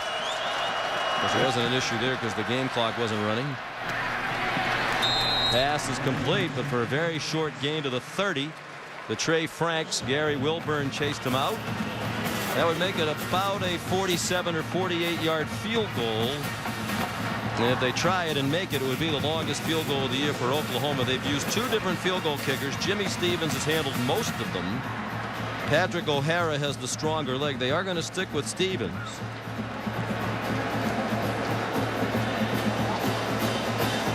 Career long is 42. He made one from 41 tonight with room to spare. Longest attempt of the season will be this one. He hasn't tried one longer than 42. This should be 47, and it's a fake. And it is broken up. John Nemo, the holder, was looking for Trent Rattery, a backup tight end. And it was well played by Jerome Jr. He's made a couple of big plays on special teams here. He covered the Broyles fumble on the punt return. And he breaks up the pass intended for Rattery. That is a great play by Jerome Jr. Not good, great.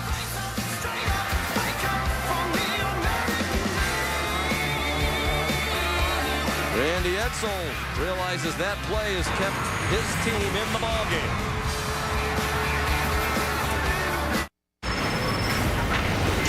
I'm Steve Weissman, and here's what's happening on SportsCenter right now. The University of Pittsburgh has fired head football coach Mike Haywood. This a day after he was arrested on a domestic violence charge and less than 3 weeks after he was hired. Also, Leslie Frazier telling our Ed Werder he's not expecting Brett Favre to play Sunday in what's likely the final game of his NFL career. That's what's happening on SportsCenter right now. Back to Glendale in the Fiesta Bowl. All right, Steve, thank you.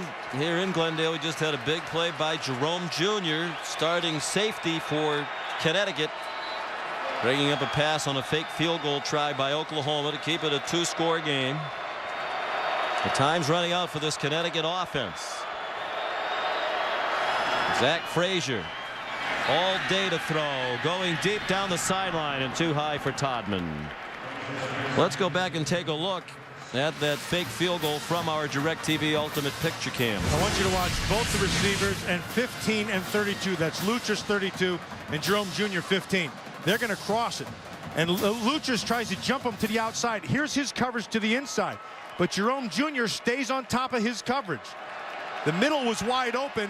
Watch Jr. recover, get his head back, and pull the ball out. That's just a fantastic play. 5 tackles, a fumble recovery tonight for Jerome Jr., a sophomore. Jordan Todman carried for 4. Here comes another big 3rd down.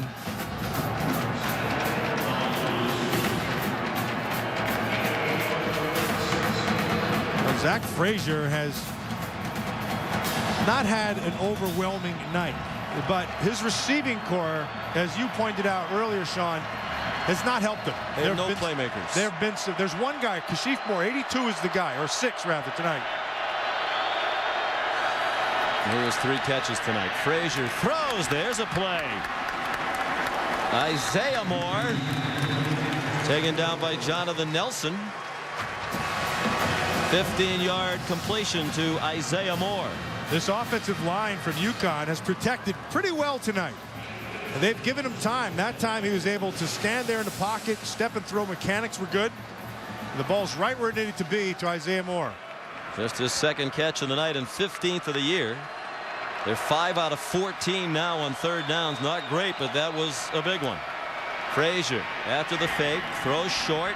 Anthony Sherman, one of the captains, tackled by Travis Lewis. Short gain. Sherman, one of those unsung heroes. Randy Edsall said, hey, a lot of Jordan Todman's success is because of the work that Anthony Sherman does in lead blocking. He is a tough guy. He's a smart guy, has very good vision. And why that's important, he has to see the hole that Todman's going to take, because Todman trusts him implicitly. Todman tackled again by Travis Lewis, who's had another good game for Oklahoma. Line of scrimmage will be the 45-yard line, and another third down for Connecticut. You think they're at the time of the game now where they're getting toward 4-down country? Not quite yet.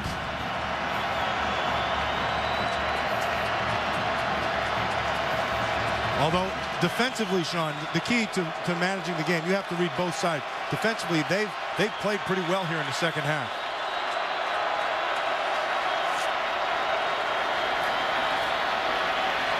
Frazier given time again, just lofts it up, and it is caught.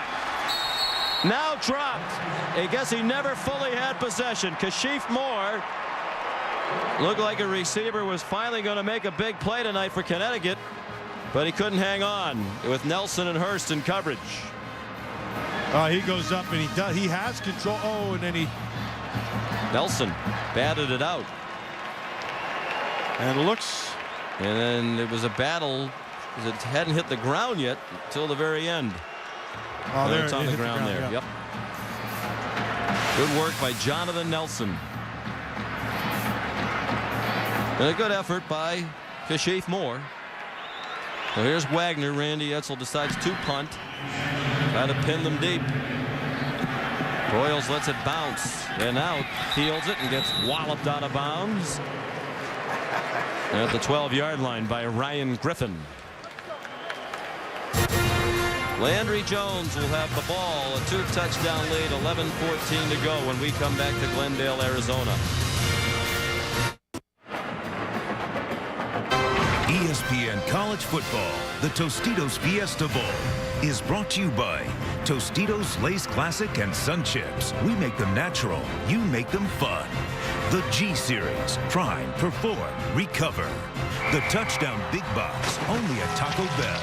And Discover, it pays to discover, official card of the Bowl Championship Series. Tonight's aerial footage provided by MetLife. With strength and security, MetLife can help you tackle whatever comes your way with guarantees for the if in life. Oklahoma back at its own 12-yard line, but leading by 14. 11-14 to go. Landry Jones fires quickly to Kenny Still. Still's tackled by Scott Luttrell. Some celebrity power on the Oklahoma sideline. On the left, Toby Keith, country music star, and on the right, Arizona head coach Mike Stoops, the brother of Oklahoma's Bob Stoops. Old Toby Keith, one of his songs is "How Do You Like Me Now?" And the only reason I know that is because they told me down in the truck. But yeah, Bo Garrett, our producer, is a big country music fan. Stills down on the ground, might be a cramp. Our director is Mike Roig. Our consultant is Elvis Presley. Blue suede shoes. Now that's a country song. Some interesting outfits in the crowd here tonight. Better than 67,000 on hand. There's Cher. This New Year's night, as we conclude a terrific day of college football action on the ESPN family of networks. Stills, the outstanding freshman with 8 catches tonight. Landry Jones is not afraid to throw the ball around. He has 5 receivers with 25 or more catches. If you're open, he'll find you. He's thrown for 365 tonight. That's his 13th game of 300 or more passing in 24 starts. More than half the time he's going to throw for 300. And good coverage by Lawrence Wilson. Intended receiver James Hanna. And give these Pac-10 officials credit tonight. They've let them play. They've been very consistent. They have let him play. And I think that's just good coverage there by Wilson, number 8. Good time to throw. Ball's inside. He comes from the top down. It looks like it's good defense. And it's been good defense here in the second half by Connecticut. They've held Oklahoma to 14 points. And, of course, the Oklahoma defense scored one of those touchdowns here in the second half. Timeout. University of Connecticut. Timeout number 1. Well, you hate to do that if you're Randy Edsall. Down by 2 scores. The timeout's so precious, and the clock was stopped. They also know how important it is to stop this 3rd down and 5. Monday night, ESPN delivers the Discover Orange Bowl in South Florida. Two of the top quarterbacks in the nation head-to-head. The Pac-10 Player of the Year, Andrew Luck in Stanford, against the ACC Player of the Year, Tyrod Taylor in Virginia Tech. The Discover Orange Bowl Monday night on ESPN. Of course, the backstory there with coverage beginning at 8. Will it be Jim Harbaugh's last game at Stanford? Lots of rumored destinations should he choose to leave Stanford. What a season for Virginia Tech. 0-2 and then 11 straight wins. What a heck of a game in the ACC championship game Tyrod Taylor had. He beat him with his arm. He beat him with his legs. He was just as good as I've seen him play. He carries that over. He gave himself a trophy just like this. When you won the Fiesta Bowl in '77, you remember, was that the trophy? That looks kind of new. Yeah, I got a pat in the back from Joe, and don't let the door hit you on the way out. That's what you got. Hey, there's my trophy. That hat. Looks good on you, though. Enjoy the soup. 3rd down and 5. Jones fakes one way, now goes deep, and the receiver has it. Cameron Kenny, another big catch for Oklahoma. Boy, has he come on in the last 3 ball games for the Sooners. Harris Agbor the tackle, but it's 36 yards on the completion to Kenny. Well, this is the matchup that he liked early in the game, and that's where he's gone all night long. When he's needed a big play, he's gone after Gratz on the outside. Now Broyles, run down by Scott Luttress. At the 39, here's Heather Cox. Guys, it's been a tough second half for Ryan Broyles. He's gotten sick 3 times on the sideline over the last 10 minutes. Yet, as you see, he continues to perform on the field. He turned to me before the last time he came out on the field, gave me a thumbs up, continues to go. Kenny Stills also tested that left ankle, good to return. Whoa, dangerous throw. Intended for Ryan Broyles. He got knocked down by Bleedy Ray Wilson. Bleedy Ray Wilson reads it. And just, he's not going to make him feel any better. If he was throwing up now, this is really going to make him sick. He's impressive. Wilson, and just a sophomore. A sophomore. Pennsylvania. That's a Edinburgh kid, isn't he? Oh, put down the Pennsylvania pom-poms. That's a good Pennsylvania guy. You got to love him. Yeah, Nami. Another 3rd down, under 10 minutes to go now. Jones up to the line. He runs the play clock all the way down. They better snap it. Didn't get it off. First penalty of the night against Oklahoma. On the offense, number 12, 5-yard penalty, still 3rd down. Which is very rare. Correction. Timeout, University of Oklahoma, prior to the delay of game. Well, apparently they got it from the sideline just before the play clock ran out. Yeah, they did. And I saw the side official, and he had the call. He just had to report it to the referee. So each team with 2 timeouts remaining. Randy Edsall doesn't like it. Well, Randy Edsall can't see and have the benefit of seeing what we see here. My eyes were down on the sideline, and the side judge, he did have the call. And the clock was going down, and Coach Stoops, he hit the timeout, and they waved it off. And the other the referee did see it.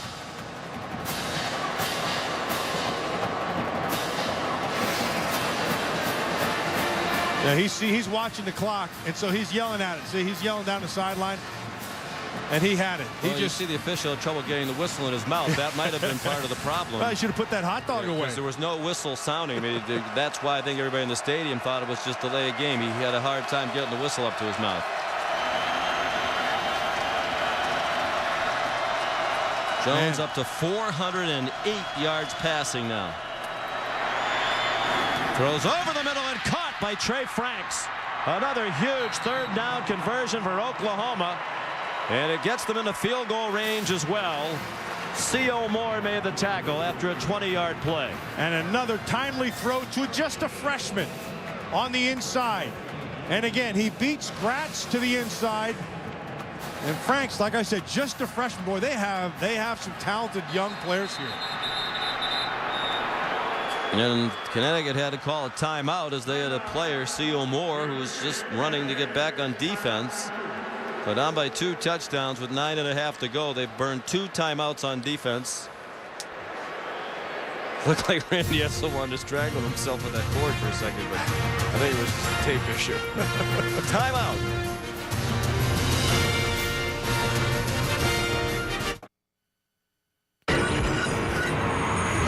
Welcome you back to ESPN's college football coverage of the 2011 Tostitos Fiesta Bowl.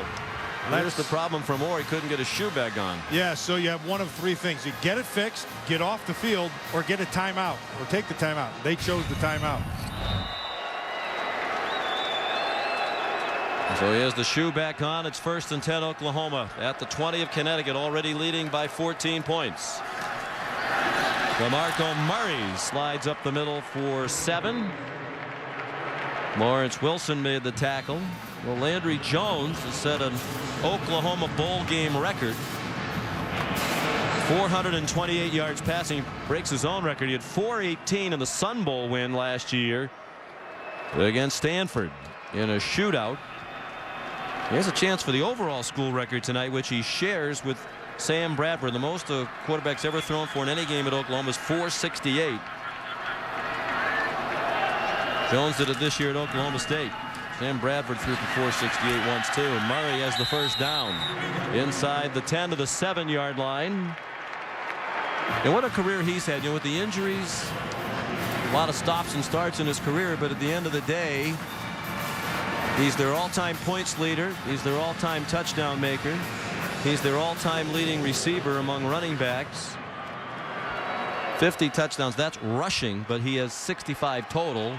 And that is the all-time record. When you break records held by Steve Owens and Joe Washington and guys like that, you've had a tremendous career. Oh, he fits right up there. Now, this is a different offense than the names that you mentioned. But this is a very effective runner and receiver. Here he comes again. Oklahoma's all-time leader in all-purpose yards and touchdowns and points scored and receiving yards by a running back. Over 6,600 all-purpose yards entering tonight. Yeah, that's the rushing yard number, but in total touchdowns, he's number 1. Well, that second guy right there, little Simbo, Billy Sims, that was one of the great ones. And had he stayed healthy, he would have been in the Hall of Fame in the National Football League. And he just tore Oklahoma up. Won the Heisman as a junior.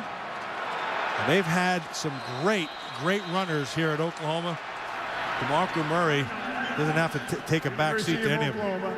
Timeout number 2. And he has over 1,400 yards, Murray, in 3 different categories: rushing yards, receiving yards in a career, and return yards. George Buster Rhymes, the only other player in the great history of Oklahoma who has done that. And Oklahoma all business tonight. We talked about the 5-game losing streak in BCS bowl games. I know their fans and their players and coaches are tired of hearing about it, but it exists. Their last BCS bowl win back in 2003 in the Rose Bowl. But an impressive performance from start to finish tonight. On the other hand, if you're Connecticut, there's a lot of little things. You didn't get the 4th down early in the game. You have the ball go off a receiver's hand and go back the other way for a touchdown. You might look at the score at the end of the game and see that they lost by double digits, but it could have been a lot different for Connecticut. Well, certainly Connecticut will be disappointed, but a lot of those things were created by a more talented team, specifically in the skill department, and we've seen it here tonight. Landry Jones has just been fantastic. We've seen Stills outside. We've seen Kenny outside. DeMarco Murray behind the ball, and then you got the little guy in the slot there, old number 85. Broyles. He's not bad. He's not bad. 12 catches tonight. They have 2 receivers over 150 yards receiving, Broyles and Kenny. And there's Broyles again with a catch, and it is a touchdown. He's ruled in bounds with Harris Agmore all over him.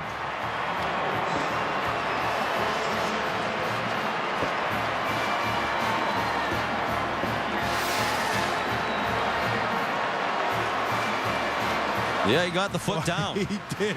Wow. What an effort by Broyles, and another terrific call by these officials.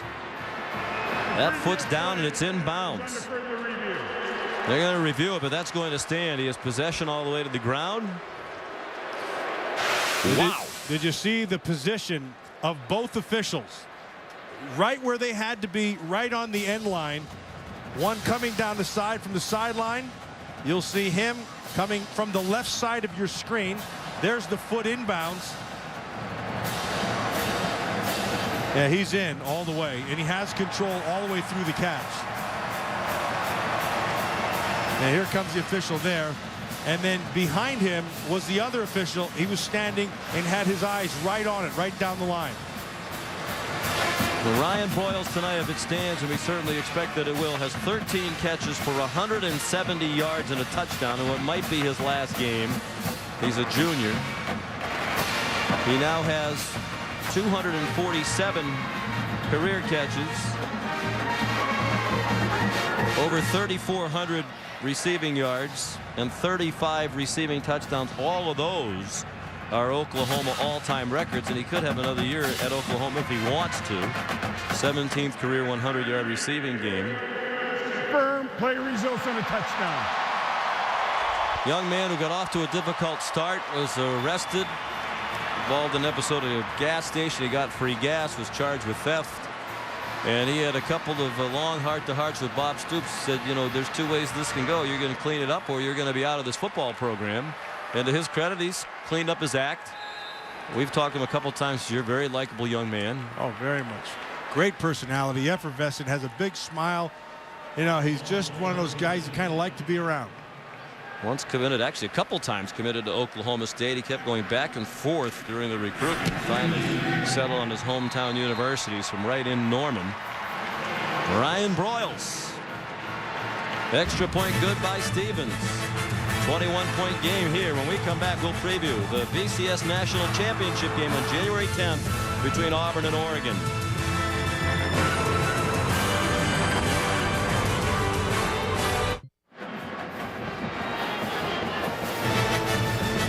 Monday, January 10th. Don't miss the marquee event of the college football season, the Tostitos BCS National Championship game. And Heisman Trophy winner Cameron Newton complete one of the greatest individual seasons in college football history and give Auburn their second national championship, or will Oregon's dynamic offense carry the day? Number 1 versus number 2, January 10th, 8 o'clock on ESPN. First meeting between the two, and the first time the championship game has come down between two teams that were not ranked in the AP preseason top 10. Cam Newton, the 9th player in the last 11 years to win the Heisman and then play for the national title. Hasn't been good for the Heisman winners. They're 2-6 in BCS championship games. Here's Anthony Sherman. Nice run back by their starting fullback out to the 47-yard line. So who do you like? What do you look for in that national championship game 10 days from tonight right here in this building? Well, first thing you have to do is you have to look at the Heisman Trophy winner. And like you mentioned, can he complete the journey? Because he's just such a dynamic player. And he can do it in a variety of different ways. And people forget how good a thrower he is because he's such a fantastic runner. And then when you go over and look at Oregon, you see two things. First of all, you see how well they run the football, but it's the pace again. And this is the fastest team. This is fast break football. Robbie Fry trying to turn the corner and could not. Frank Alexander held the ground at the end. And it's a loss on the play. Now, the interesting thing for me is going to be how Oregon plays against a physical defense. And they passed the test early against Stanford, and Stanford was still finding out exactly what they were. But now you come against an SEC defense with all of its speed, and so that's going to be the fun part for me. The SEC has won its last 6 BCS championship games. There's Anthony Sherman out of the backfield. Nice move after the catch. Tom Ward finally wrestles him down at the 15-yard line. His nickname should be the Sherman Tank, as he doesn't go down easy. And he's a powerful guy, and he's niftier than you think. He's good feet, big, thick, strong kid. They're going to miss him here. Yeah. Leadership as well. Team captain, senior out of North Attleboro, Massachusetts. Now Todman down to the 13-yard line, a pickup of 3. He's up to 103 yards, so if it's his last game, he's going to go out with a 100-yard night. You know, the thing with Sherman is, you know, at the next level, they're not really, the fullback is not the staple that it used to be. But this kid, he can play the U. That's the extra tight end. He's the guy who does the movement. He catches the ball well out of the backfield. He can block for you in the backfield. Good pass protector. There's a role for him at the next level. He's going to play in the East-West game as well for the NFL scouts. Frazier sacked Frank Alexander, the junior from Baton Rouge, Louisiana. Took him down to the grass. You're going to watch Alexander. He's going to come off the left side, and it's really not a hard block to beat since nobody blocked him. And that's just poor there by Ryan, 71, the left tackle. 7+ quarters without an offensive touchdown for Connecticut. They are back to the 22 now. Set up a screen for Fry, looking for help. And it's just a posse of Sooners, and DeMondre Hurst wound up making the tackle. Boy, this defense can run, and they're hard to beat side to side. That's one of the things Brent Venables, their coordinator, said. We have terrific speed laterally, and that's been on display tonight. Well, the parts of the defense that really run well are their linebackers and their secondary. But usually safeties aren't necessarily the fastest, but this group, that Carter, he can go. 4th down and 16. They're going for it. And Frazier's pass over the head of Michael Smith, who didn't seem to know the ball was coming. Aaron Colvin, a true freshman, had coverage, and Oklahoma takes over on downs.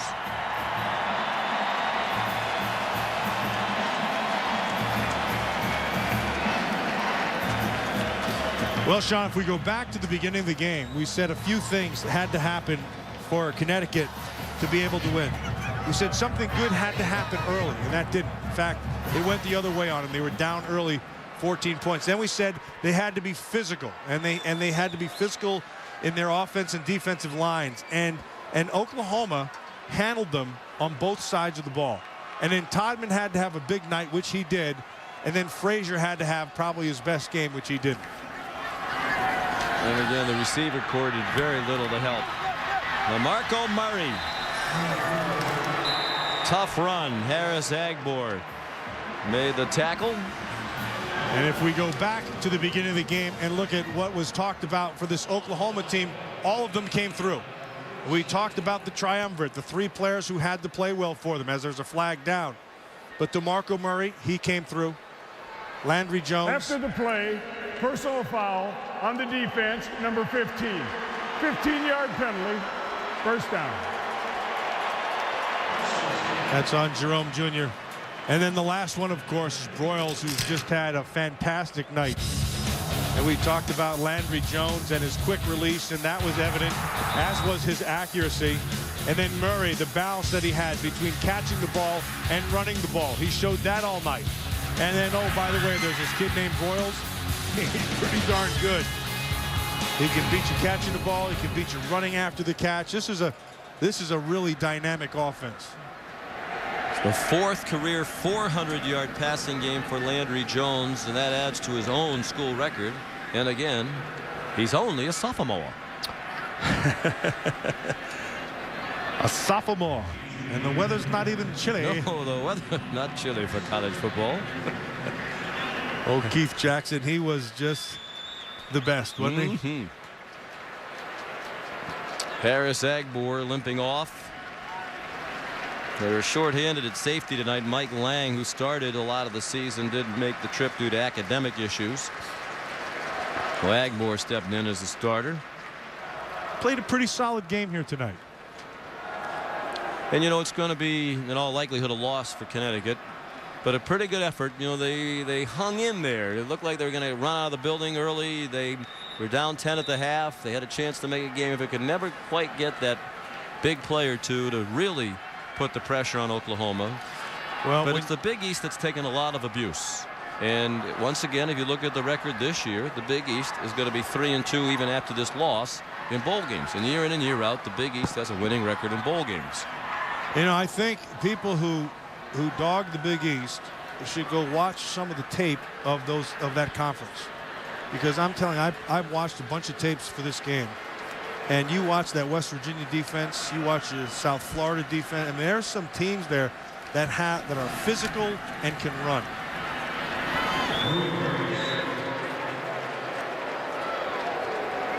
Of course, this is only one standard of measure, but Randy Edsall and his colleagues in the Big East can be very proud of this record. They'll be 3-2 after tonight with this loss. Pittsburgh still has a bowl game to play against Kentucky, but it's a winning record every year since 2006 for the Big East. And they took a little bit of a beating because they didn't have a great team this year. Right. But in each of the previous 5 years, they've had a team finish in the top 12 of the final BCS standings. A really good Louisville team went down and won the Orange Bowl. We saw West Virginia win out here in the Fiesta Bowl against Oklahoma. Cincinnati had a terrific club. I talked with Nick Carparelli, who does a great job running the Big East Football Conference today. He said, I think the bowl season proves his point. He said, we didn't have a great team this year, but we have a lot of very good teams, including Connecticut. West Virginia, very good. And I think the impressive thing for this Connecticut team is there's a lot of good young players here, as there is on this Oklahoma team. And so I think, you know, bright days for both these teams. But for Oklahoma, they have the makings of a national championship team. They have to keep some of their guys here, but even that, they have some young freshmen who are just dynamic. Dumped off short. Landry fumbled. Picked up on a hop by Jerome Jr. And now they're calling it an incomplete pass. Wow. Maybe the whistle was blowing. We just didn't hear it, but it seemed like it took a long time for that whistle to blow. Well, that's a catch, and he took about 3 steps up the field. Well, no, he didn't have possession. He never really had possession of it. It was a good call. Yep. And you could see the official was running in. Maybe he just didn't hear the whistle, or it wasn't in his mouth, but you can see the official on the near side of the field almost immediately saying incomplete. He'll start running. Well, this has been, and we talked about it earlier, but this has been a really well officiated game. Yes. Third and final timeout. This half. It's called a timeout. I wonder if it's hoping for a replay review here. Monday night, ESPN delivers the Discover Orange Bowl. Andrew Luck and Tyrod Taylor head-to-head, 2 of the very best quarterbacks in the country. Monday night on ESPN, coverage beginning at 8 o'clock, and also available on ESPN Radio, online at ESPN3.com, and on your phone. What a fantastic job Jim Harbaugh has done at Stanford. And for those of you who haven't really paid much attention to what's going on at Stanford, I'll tell you, I put the tape on of the Stanford team to watch them, and I was shocked at how physical and how big they've become. He's just done a fantastic job of getting him in the weight room. And I know one of the guys, one of their strengths coaches there, is the old All-Pro from the Oakland Raiders, Steve Wisniewski. Mm-hmm. And so they have just done a fantastic job, and they've remade that team physically. And then, of course, what he's done with the quarterback. Like I said, Andrew Luck is NFL ready right now. Although there's been some mumblings in recent years, he's leaning toward coming back in recent weeks. Leaning toward coming back. This is a challenge, by the way, by Connecticut, and I think they're going to lose it. The ruling on the field is confirmed. The pass is incomplete. University of Connecticut has charged their third and final timeout. They have also used their coach's challenge. The down will be 4.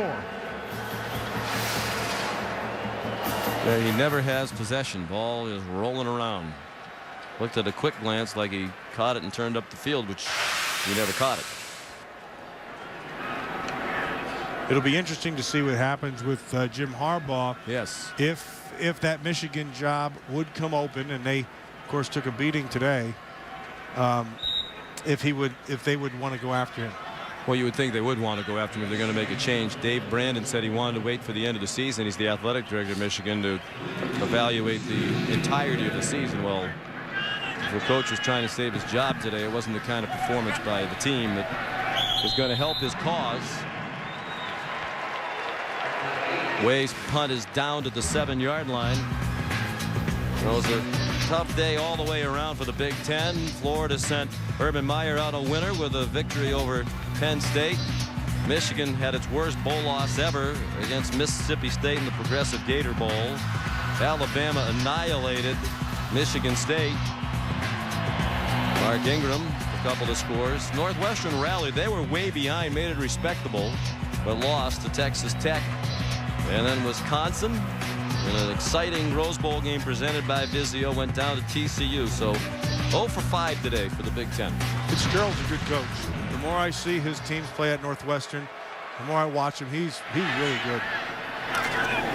And the pass is off the hands of Difton and intercepted by Tony Jefferson, and another pick six.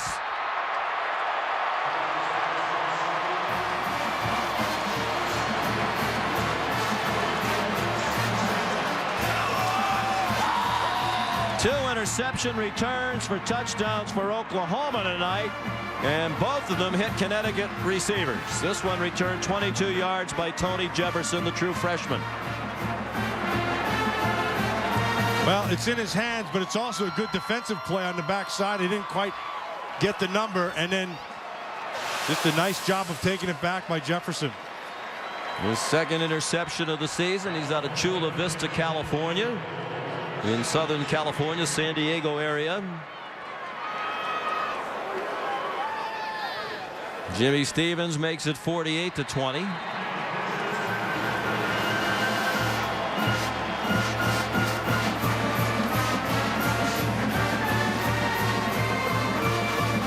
Pick sixes in the game. Connecticut had one earlier by Dwayne Gratz. Coming up after the game tonight. Stay tuned for the Ford BCS postgame show. And remember to log on to bcstailgate.com for your chance to win the ultimate tailgate F-150. You know, Sean, as you watch this UConn team, and they like what they had in Jordan Tobin run the football, but they never trusted their quarterback position. It wasn't even Zach Frazier. It was they went through a bunch of them this year. They played 3 different starting quarterbacks this year. Right, and they never were comfortable with where they were in the passing game. Well, in defense of Frazier tonight, he got almost zero help. I was going to say that, you know, even because I thought he actually threw the ball pretty well tonight. Mm-hmm.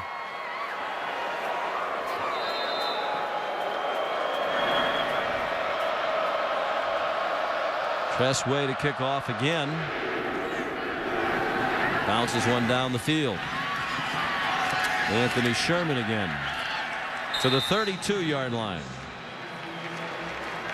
Well, believe it or not, there's still more action. Not only the national championship game still to come from here in Glendale, but the GoDaddy.com Bowl is this Thursday night on ESPN. Dwight Dasher, a talented player, leads the Sun Belt champs Middle Tennessee against the MAC champs Miami of Ohio, the Redhawks. GoDaddy.com this Thursday, 8 Eastern on ESPN. Of course, Miami of Ohio was the school that Mike Haywood was coaching. Took the Pitt job. And they've hired Don Treadwell, the Michigan coach. State offensive coordinator at Miami of Ohio. Of course, Mike Haywood fired today after being arrested yesterday on a domestic assault charge in Indiana. Jordan Todman runs out near the 50. Want to go back to Jim Harbaugh for 1 second. You spent a lot of time in the NFL. I would think if Jim Harbaugh wants to stay in college football and if Michigan wants him, then that's where he's going to go. I mean, that's his dream job. He grew up there, played there, has great affection for the school and a lot of friends back there. But there are also NFL teams that have expressed interest, supposedly. His name's come up in Carolina, San Francisco, to name just a couple. Well, he has such a good pedigree in coaching, number one. He comes from a coaching family. And then he's been around the National Football League, played for a long, long time with great success. And then he's made his mark now in college football. So he's got the best of all the worlds. I think he'd be a fantastic choice no matter where. He has head coaching experience. And there's something about the head coach. It's more, you know, it's not X's and O's. It's about managing people. And it's about managing your staff and getting your team ready and those type of things. And he's demonstrated that. Just think his personality is so fit for college football. He's a great recruiter. He's so personable. He has that gung-ho school spirit attitude. Chief Moore the catch. They're driving nicely here after a reception by Griffin. It's Moore with 1.5 minutes to go. You know, Sean, he's got a lot of his brother, and which of course comes from his dad, but you know, when I watch him, he's got a lot of Mike Ditka in him, and I like that. I'm a big fan of Ditka. Yeah, I'm a big fan of Jack and John Harbaugh too. Two of the finest people you'd ever meet, not just in coaching, in any walk of life. Well, John has his team poised to make a run here. Yep. 3 years in a row, he'll have them in the playoffs. They're thinking about the Gatorade bucket on the Oklahoma sideline. Undoubtedly, this has to be a burden lifted. You know, Bob Stoops didn't want to talk about the 5 straight BCS Bowl losses, 3 of them for national championships. But it's nice to have that thing off the list of things they can cross off, talk about. Ooh. Looked like Griffin might score that elusive touchdown for the Connecticut offense, but he was tripped up at the 6-yard line. They don't want to play the entirety of their last 2 games of the season without an offensive touchdown. Todman down to the 5. Of course, the future is interesting in the Big East with TCU joining the year after next. That will shake things up. That is a talented team, as we saw this afternoon. Beating Wisconsin, that was a good game. Wisconsin, of course, tried to go for the 2-point conversion, did not get it, did not get the onside kick, but Frazier throws, and it's incomplete, intended for Kashif Moore. Yep, they're ready for the old stalking bucket. Gatorade bucket.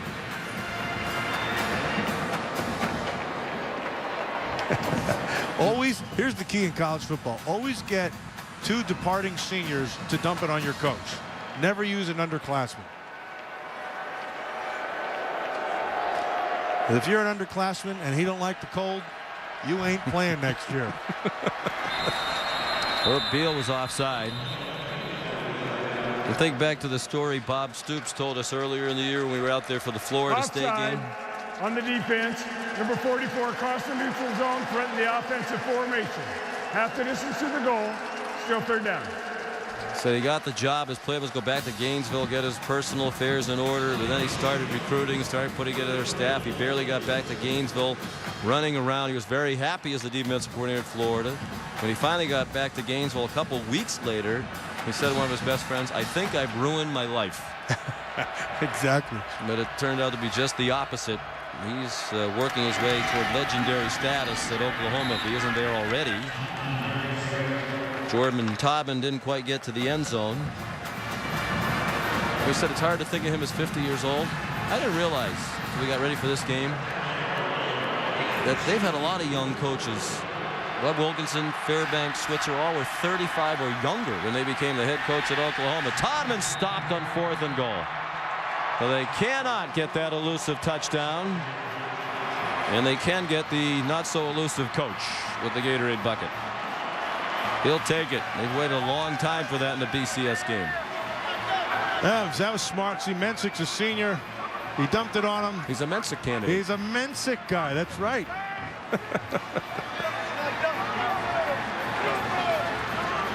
Because they won a bowl game last year, but the Sun Bowl, but it's their first BCS bowl win since 2003. 5 straight losses since that Rose Bowl win. And for Oklahoma, 26 bowl wins now in 44 bowl appearances. And a nice bounce back season. And meanwhile, a huge step for the Connecticut program. Only fully up to the 85 scholarships you're allowed in FBS football in 2002. And in a BCS bowl game. Jones takes a knee. And Oklahoma will finish the season at 12-2. And Connecticut 8-5. Those two have known each other a long time when they were assistant coaches. Stoops at Kansas State, Edsel at Boston College. They used to recruit South Florida. Ran into each other a lot, got to know each other. And Bob is with Heather. Coach, congratulations on the win. At what point did you know this would be a special night? when we took a knee at the end. I don't ever, when you're out there coaching, you don't, you're playing to the end. And, kids did a heck of a job. Players deserve the credit, and I'm proud of them. Randy's got a great team at Connecticut, so we had a good game. They had some big plays with the interception, and then the kickoff return against us. Hung around, but our guys kept playing well. How was your defense able to hold UConn's offense without an offensive touchdown this entire game? They played really well, really solid. They had their plays, which they're going to, but thought we played the run game, really well. They worked us a couple of drives, but overall, that's where it started.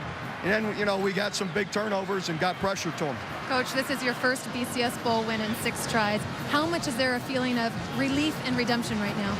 That's not I don't have all that like everyone else wants to talk about. In the end, as I put it before, I said, if you want to be technical about it, we've lost 3 national championships and our last 2 BCS Bowls. So I look at it that way. But in the end, hey, it's good to win. These guys did a great job. So it was, it's fun. How impressed were you by your big 3 on offense tonight? Those guys are great players. Landry had a huge game. Ryan Broyles just does some of the most amazing things catching the football. And DeMarco's just always so steady, tough, physical. Proud of all of them. Coach, go enjoy the win. Congrats. Thank you, Heather. Appreciate it. You can tell that 5-game losing streak still does rankle him a little bit. Just a tad. Might have said it's no big deal, but I'm thinking he's be happy that he will not have to answer a question like that again anytime soon. He'll have to answer it again in the press conference. We'll see how he deals with it then.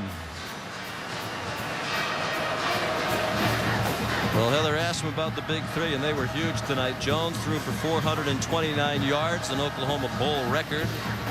Ryan Broyles at 13 catches, 170 yards, and DeMarco Murray 93 yards rushing on 25 carries. And you make it a big 4 tonight on offense because Cameron Kenny had 7 catches for 154 yards and a touchdown.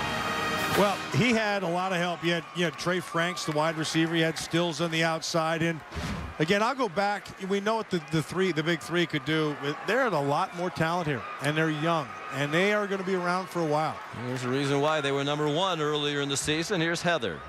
And we've got 2 of the 3 here. Landry, congratulations on the win. How much pressure were you feeling to really rewrite the BCS Bowl history for your team? It's just a great feeling coming out here and winning a bowl game for us, especially a BCS Bowl with just our past and just losing so many of them. Just winning one for the program and winning one for OU and Coach Stoops and all those guys. And it's just a great feeling right now, This team told me that this week you guys watched tapes of some of those BCS losses at the hotel. How much did that motivate you? Motivated us a lot, man. It made me mad personally, just seeing those things, and then just motivating us, knowing that we came into the same situation a couple times and came out with the losses, and just getting it done tonight. It's just a great feeling right now to win the game. Congratulations, you got it done with a lot of great passes to your teammate Ryan Broyles. Ryan, congratulations.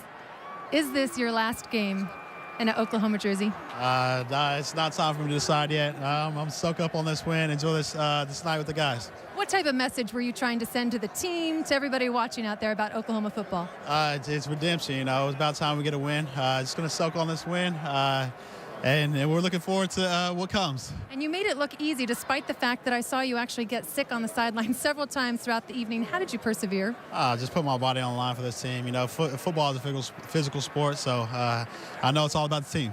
Speaking of the team, that 3rd member of that triple-headed offense, DeMarco Murray, congratulations on an incredible performance out here. How did you guys get it done? We just prepared the way that we were supposed to. All week, we prepared like the last 3 or 4 weeks of the season. We worked hard. We fought through a lot of things, and we just got it done. Could you have scripted a better way to finish your senior season? Not at all. I've waited 5 years to play in one of these, and, I'm blessed, and God has put me through so much. He's brought me up and brought me down, and like I said, I'm blessed to play in one of these. And my last game being a win, especially at the BCS, I love my teammates. I love this program, and I'll never forget this win. Go enjoy it. Congratulations. Back to you, Sean. All right, Heather, thank you. Congratulations to the Oklahoma Sooners. Final score, 48-20. The Sooners are your Tostitos Fiesta Bowl champs. Stay tuned for the Ford BCS postgame show right after these messages. The Ford BCS postgame show is brought to you by the new 2011 Ford F-150. Built Ford tough.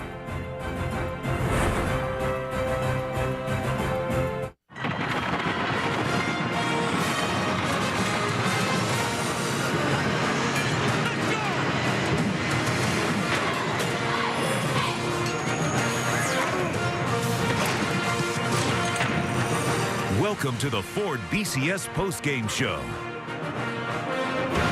And welcome back to University of Phoenix Stadium, where Oklahoma has defeated Connecticut in the Tostitos Fiesta Bowl. Let's head down to the field to John Saunders for the Fiesta Bowl awards ceremony. John? Sean, thanks a lot. First of all, our congratulations to the University of Connecticut on a fine season. But our best congratulations to Oklahoma and the Sooners for winning the Fiesta Bowl. Coach Bob Stoops is trying to get his captains up here, but we're going to try and do that in a moment. But first of all, joining me to present the awards are Tostitos Vice President, Mr. Justin Lambeth, Director of Tostitos, Ms. Janelle Hottinger, and Tostitos Fiesta Bowl Chairman, Mr. Dwayne Woods. Dwayne, will you make the first presentation? Yes, my great honor on behalf of our 3,000 volunteers to present the 40th annual Tostitos Fiesta Bowl game trophy to head coach Bob Stoops and the Oklahoma Sooners. Congratulations, coach.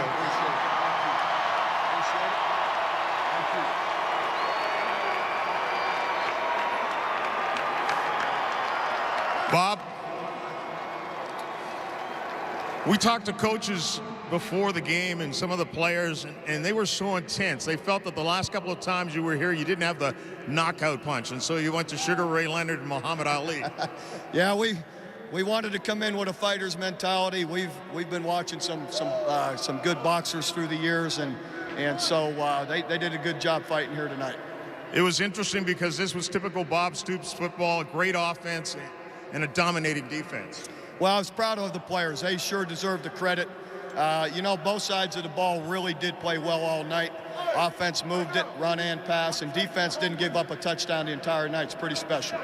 The other thing that people like to make a lot of is the fact that you guys lost 5 of these in a row, but the way I look at it, to lose them, you got to be in them, right? They're not easy to get to. Just look around the country, and I've always had an appreciation for that. I realize that, and so anyway, I'm proud of these players for being able to bring this trophy home. Well, congratulations to you once again on a fine season. Appreciate it.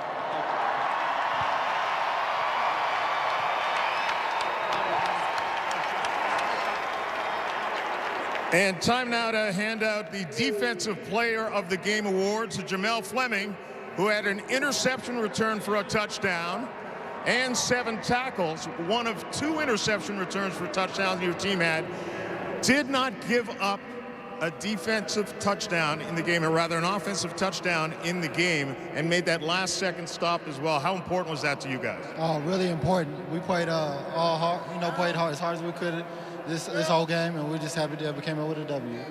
Your team seemed extremely focused, especially on defense. You get that 4th down stop early in the game. How key was that? Oh, big. It gave us momentum, and we just flew right off the momentum, so we're happy. Congratulations. Time to bring in Landry Jones, the offensive player of the game, over 400 yards passing, setting another Oklahoma Bowl record for passing in the 2nd most yards ever in the Tostitos Fiesta Bowl. You came out firing in this game, and again, the focus of the team so important. Yeah, just want to give it to my teammates right now. The offensive line, receivers, tight ends, defense, they just did a great job and made my job easy tonight, and came out here and executed well and got us a good win. Were you aware you completed your first 11 passes? I was too focused on the game. I didn't even notice that I completed the first 11 passes. When you think about your career at Oklahoma, you started last year not even knowing you were going to be a starting quarterback because Sam Bradford was in there. He gets hurt. How much have you learned from him, and what advice do you have for him tomorrow? Because he's got a pretty big game coming up for the Rams. Just learning from Sam last year, just getting into a rhythm. That's one of the big things he always told me. get yourself in the rhythm. If there's things not quite as open downfield, go ahead and take your check down and just get yourself going a little bit. And so I'll just relay that advice back to him. Get yourself in a rhythm tomorrow and take your check down. So don't force anything down the field and take care of the ball. All right, I'm sure he's listening and watching right now. Congratulations to Landry Jones, Bob Stoops, and the Oklahoma Sooners. Right now, back to Sean McDonough. All right, John, thank you. We'll be back with more of the Ford BCS postgame show from Glendale, Arizona, right after these messages. The Ford BCS postgame show is brought to you by Tostitos, Lay's Classic, and Sun Chips. We make them natural. You make them fun.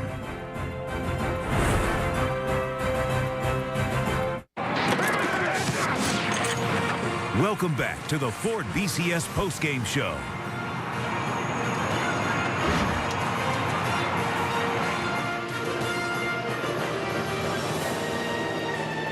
We're back in Glendale, Arizona. 2011 Tostitos Fiesta Bowl goes to Oklahoma 48-20 over Connecticut. All three of the big three starred tonight. Landry Jones completed his first 12 passes. Wound up throwing for 429 yards. Only Browning Nagel of Louisville threw for more yards in a Fiesta Bowl back in 1991 against Alabama. DeMarco Murray, finally healthy and able to play in his first BCS bowl game as a senior. He was outstanding, and Ryan Broyles had 13 catches for 170 yards and a touchdown. Congratulations to Bob Stoops in Oklahoma, and thanks for watching the Ford BCS postgame show. Final score, Oklahoma 48, Connecticut 20. The Sooners are your 2011 Tostitos Fiesta Bowl champs. Sports Center next here on ESPN, the worldwide leader in sports. For Matt Millen, Heather Cox, John Saunders, Jesse Palmer, and our entire crew, Sean McDonough saying so long from Arizona. Happy New Year, everyone. Now Sports Center.